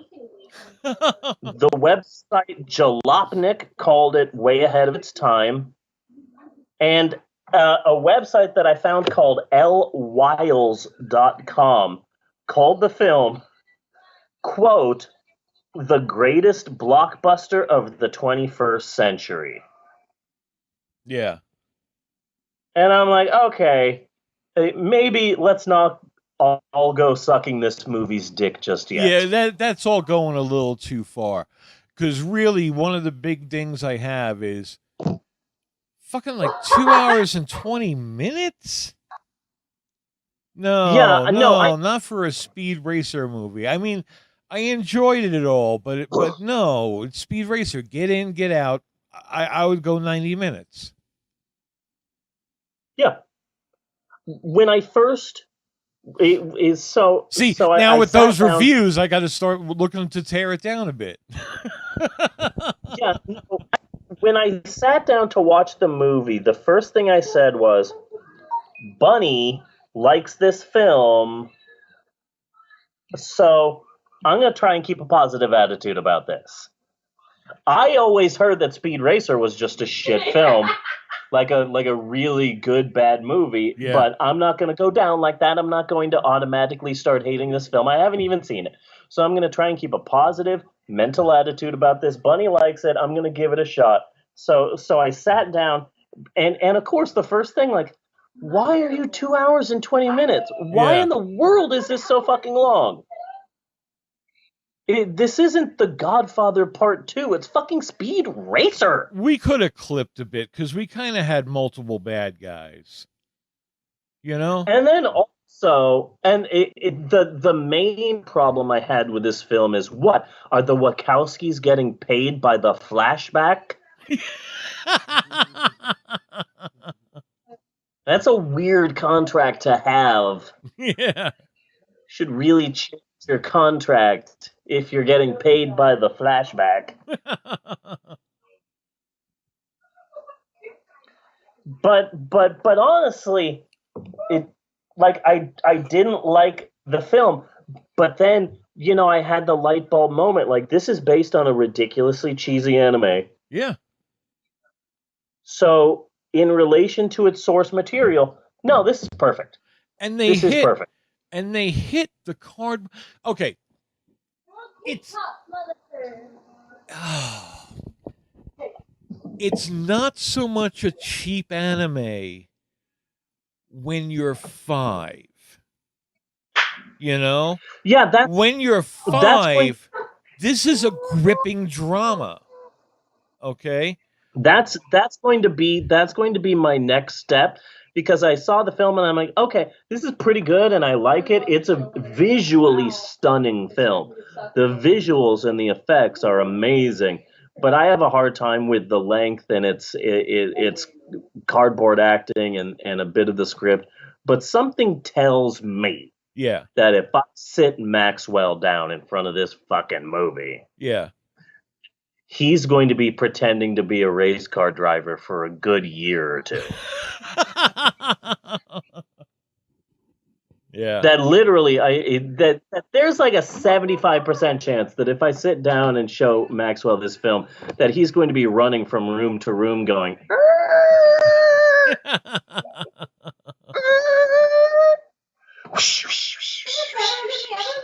You learn like the important stuff as a kid. You didn't look at how goofy and stupid it was.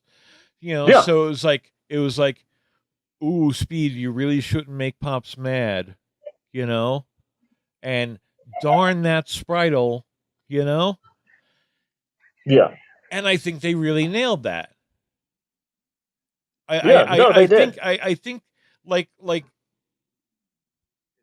they nailed the feel of Speed Racer that I had when I was 5 years old. Yeah. Speed Racer was cool as shit. And that's something I never thought I would ever say about Jack from Lost. Ever.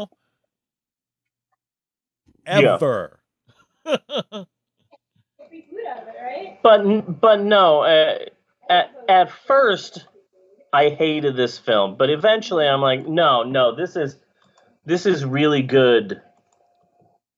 This is a damn good.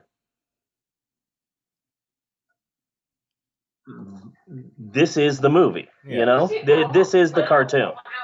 I mean, they got the cartoon and they brought it to life in what has to be the most realistic way that they could. And they used the CG how CG is going to be used if you want it seen at all. Yeah. Because a lot of shit has CG and it's so that you don't see shit.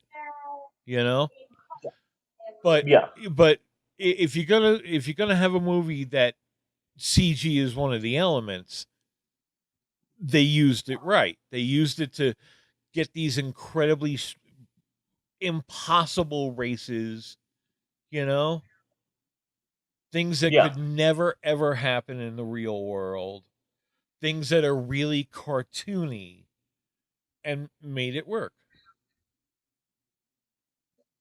Yeah. No, like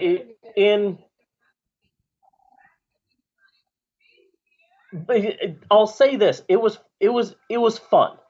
Yeah. Yeah. It was fun. I had a fun time with this. And I'll probably be watching it again with Maxwell. So yeah. Like, there are movies that we have seen on this podcast that were shit. Yes. And this is not one of those films. I had fun with this. Possibly for you, an airport movie. Maybe, yeah. I'm not going to go masterpiece or groundbreaking, but for what it needed to do, it did it very well. Yeah, no, this isn't an airport movie for me, but it's definitely like a kid movie for me. This is a movie that I wouldn't see, but I would see if Maxwell or Eleanor were watching it. Yeah. Yeah. This is a kid movie. I have, like Eleanor watching Inside Out, or Maxwell was obsessed with the Pixar movie A Bug's Life. Yeah. What movie was Bella obsessed with when she grew up? I don't know. Emerald was obsessed with Barbie's The Princess and the Pauper, and that is a torture that I will not. Natalie was obsessed for a long time with the remade Astro Boy movie. Oh yeah, that remake Astro Boy movie. Bella might have been like, I don't know, maybe 9. What movie was Bella like really obsessed with when she grew up? What movie did she really like? Like really, like take to? Like Emerald had a number of films. 9, because I wasn't really interested in movies. Okay, well, you weren't interested in movies? Okay, well, now you're a freak. I think your dad just disowned you. I didn't disown you. It was more of just, Mommy's 50% right. It was a diss. But I didn't disown you. That's more of like, maybe 75, like 45%, right? Yeah. That's all I've got for this week's film. That's all. It surprised me. It surprised me. I'll say that. You should go back and watch a couple of episodes of the cartoon. I think I might. That's what you should do from here, so you can see how the inspector looked spot on, except he was blonde. Yeah. Inspector Detector? Yes. That's his name? Inspector Detector, yes. God, I love that. Emerald? No, you're Emerald? gonna do the fucking dishes. Do you still have like a, what is it? Japanese anime site? What's it called? Kiss Anime? Crunchyroll. Thank you. Jesus Christ. Crunchyroll. Yeah, I saw You still have Crunchyroll? Okay. Can you see if Speed Racer's on there? But it might be. What was it originally called? Maki Gogo. Was that the Japanese name? I don't know. But it would. I think it was Maki Gogo. It's on Hulu. Oh, it's on Hulu. Okay, never mind. It's on Hulu. It's on Hulu. Great, thank you. It's on Hulu. Okay. You're welcome. But no, I like this movie. It was pretty good. Yeah.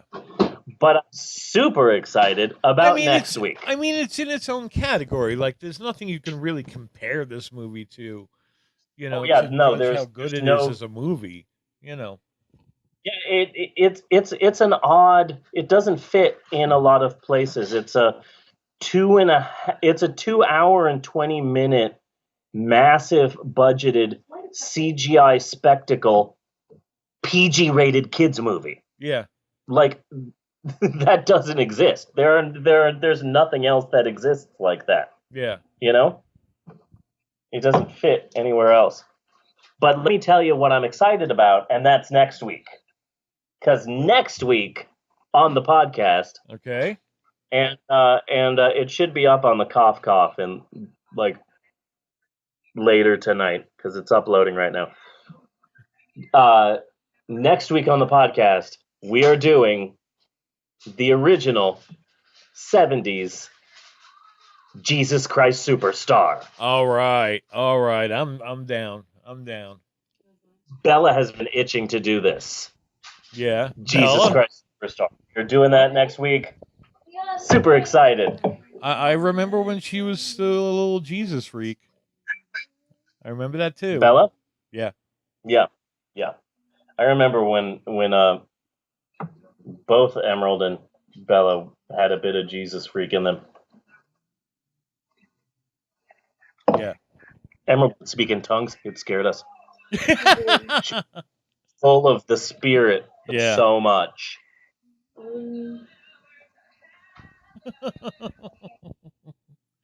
Now she's speaking in tongues. So yes, I'm looking forward to it. So was it just a new musical or something like that? Because I've been hearing a little bit of talk about Jesus Superstar lately.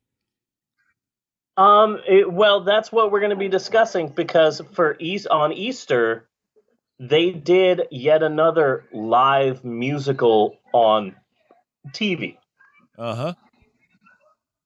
And so it was a on NBC Easter evening, and it was Jesus Christ Superstar live, and it was a live musical performance of the play, and I was really excited to see it because number one, Catholics and some Christians hate Jesus Christ Superstar because it's the Bible from the point of view of Judas, and they just do not like that.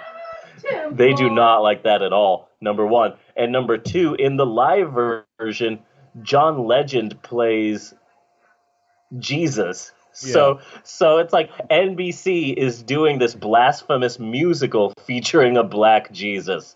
Awesome. Like, oh, this couldn't be any better. Like how could it be more offensive to the flyover states? Yeah. We should do a Rocky Horror on them, though, I'm thinking.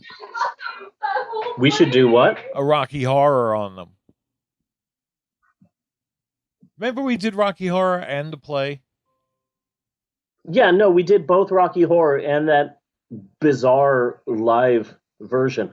Yeah. The interesting thing about the Jesus Christ Superstar Live is that when you really think about it, every time that they've done a live musical on TV, they're doing it on a soundstage. Yeah. So when they did Hairspray Live, it was Hairspray Live in a soundstage without an audience. When they did Grease Live, it was Grease Live in this soundstage without an audience. So Jesus Christ Superstar was the first ever live musical that they've done in the last 10 years where they said, crazy idea, what if we have an audience? Okay. Was there booing? So there was an audience. Yeah, so there was an audience. They did it at like this giant, massive festival, and there was a shit ton of people, and they were screaming and yelling, and it's a different experience when you're watching one of these stupid live-action musicals, and there's an audience that likes the musical. Yeah. It's always weird to see like one of these live musicals on TV, and then they finish a song, and it's just silence. Yeah. They're on a soundstage. There's nobody there. It's weird. But I have a lot to talk about in terms of Jesus Christ Superstar because I forced a huge group of people at the house to sort of watch it with me. Yeah. To watch the live action version with me. And so I have a lot to talk about next week. Not only are we doing Jesus Christ Superstar, but next week we're going to be talking about video games. We're going to be talking a lot more about Stan Lee, unfortunately. Yeah. Steve's historical approximations has to do with two things that you wouldn't think fit together, but they do. Okay. Next week's Steve historical approximations, or SHAP as I like to force down everyone's throat, is going to be about Bambi and twisted hardcore pornography. All right. Very excited about that. And then, of course, for homework next week, don't forget Frankenstein Meets the Space Monster, the one Frankenstein film that doesn't feature Frankenstein. Yes. Very excited to be watching this. That's next week. Next week is going to be a really, really good episode. But now that I look over this episode, now that Steve looks over this episode, he is worried. He is worried that this episode has not been as good as it could have been. But now that he's here at the end of the episode, he decides to tell Bunny. I was trying to do like a Japanese anime thing. Who is secretly Emma Steve's said brother. she got it. That makes me Racer X, motherfucker. Yeah. I think that Bunny might be my brother. Oh.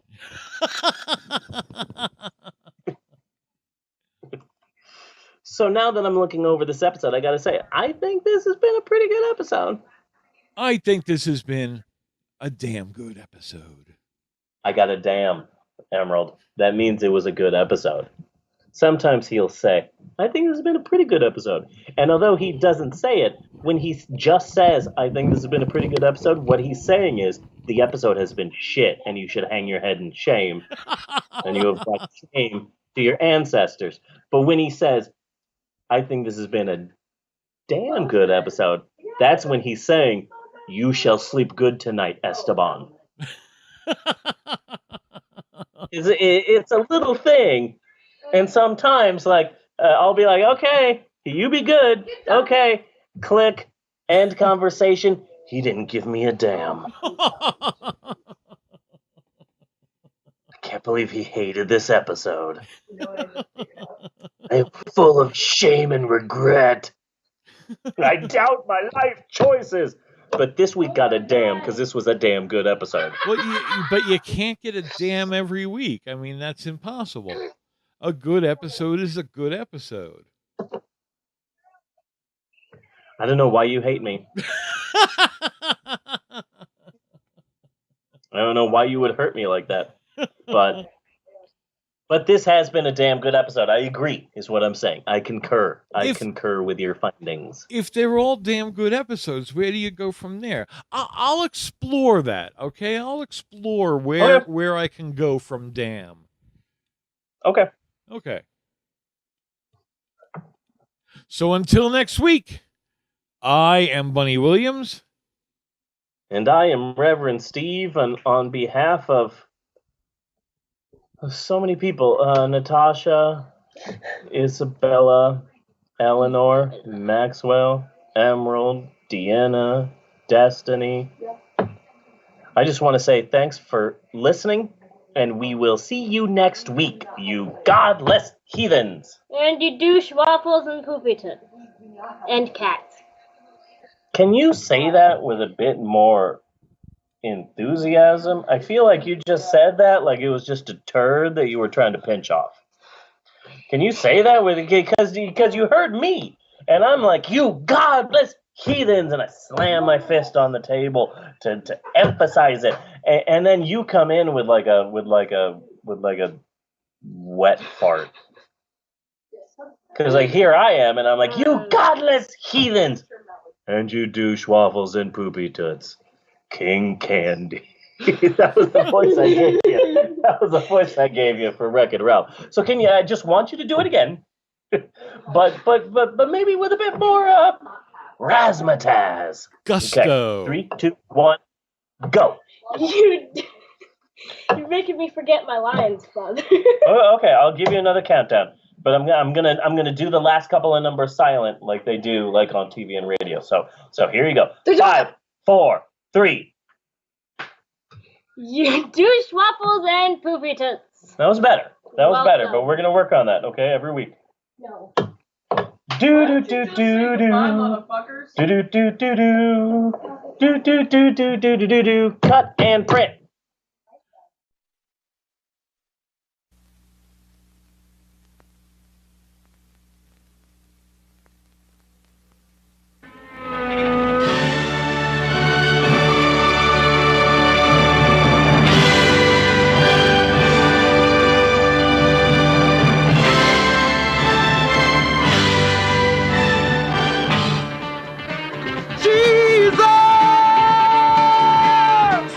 Started to believe the things they say of you.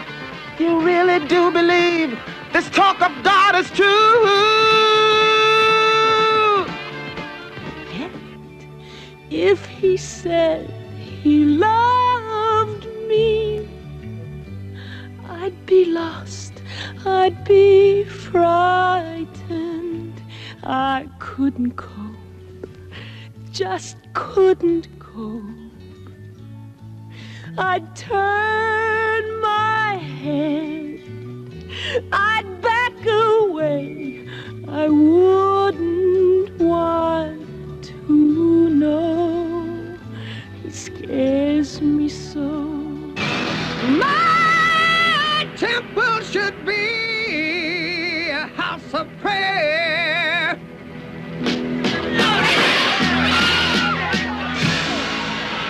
But you have made it a den of thieves.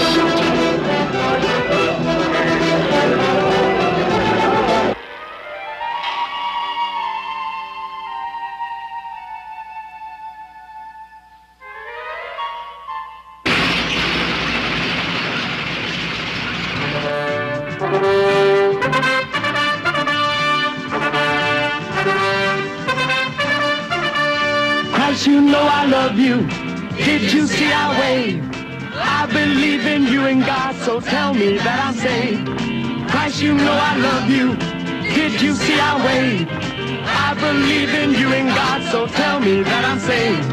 So, you are the Christ. You're the great Jesus Christ. Prove to me that you're divine. Change my water into wine. Crucify him! Crucify him! Crucify! Crucify! Crucify! Crucify! 1, 2, 3, 4, 5, 6. Don't get me wrong. Don't get me wrong. Don't get me wrong. Don't get me wrong. Don't get me wrong.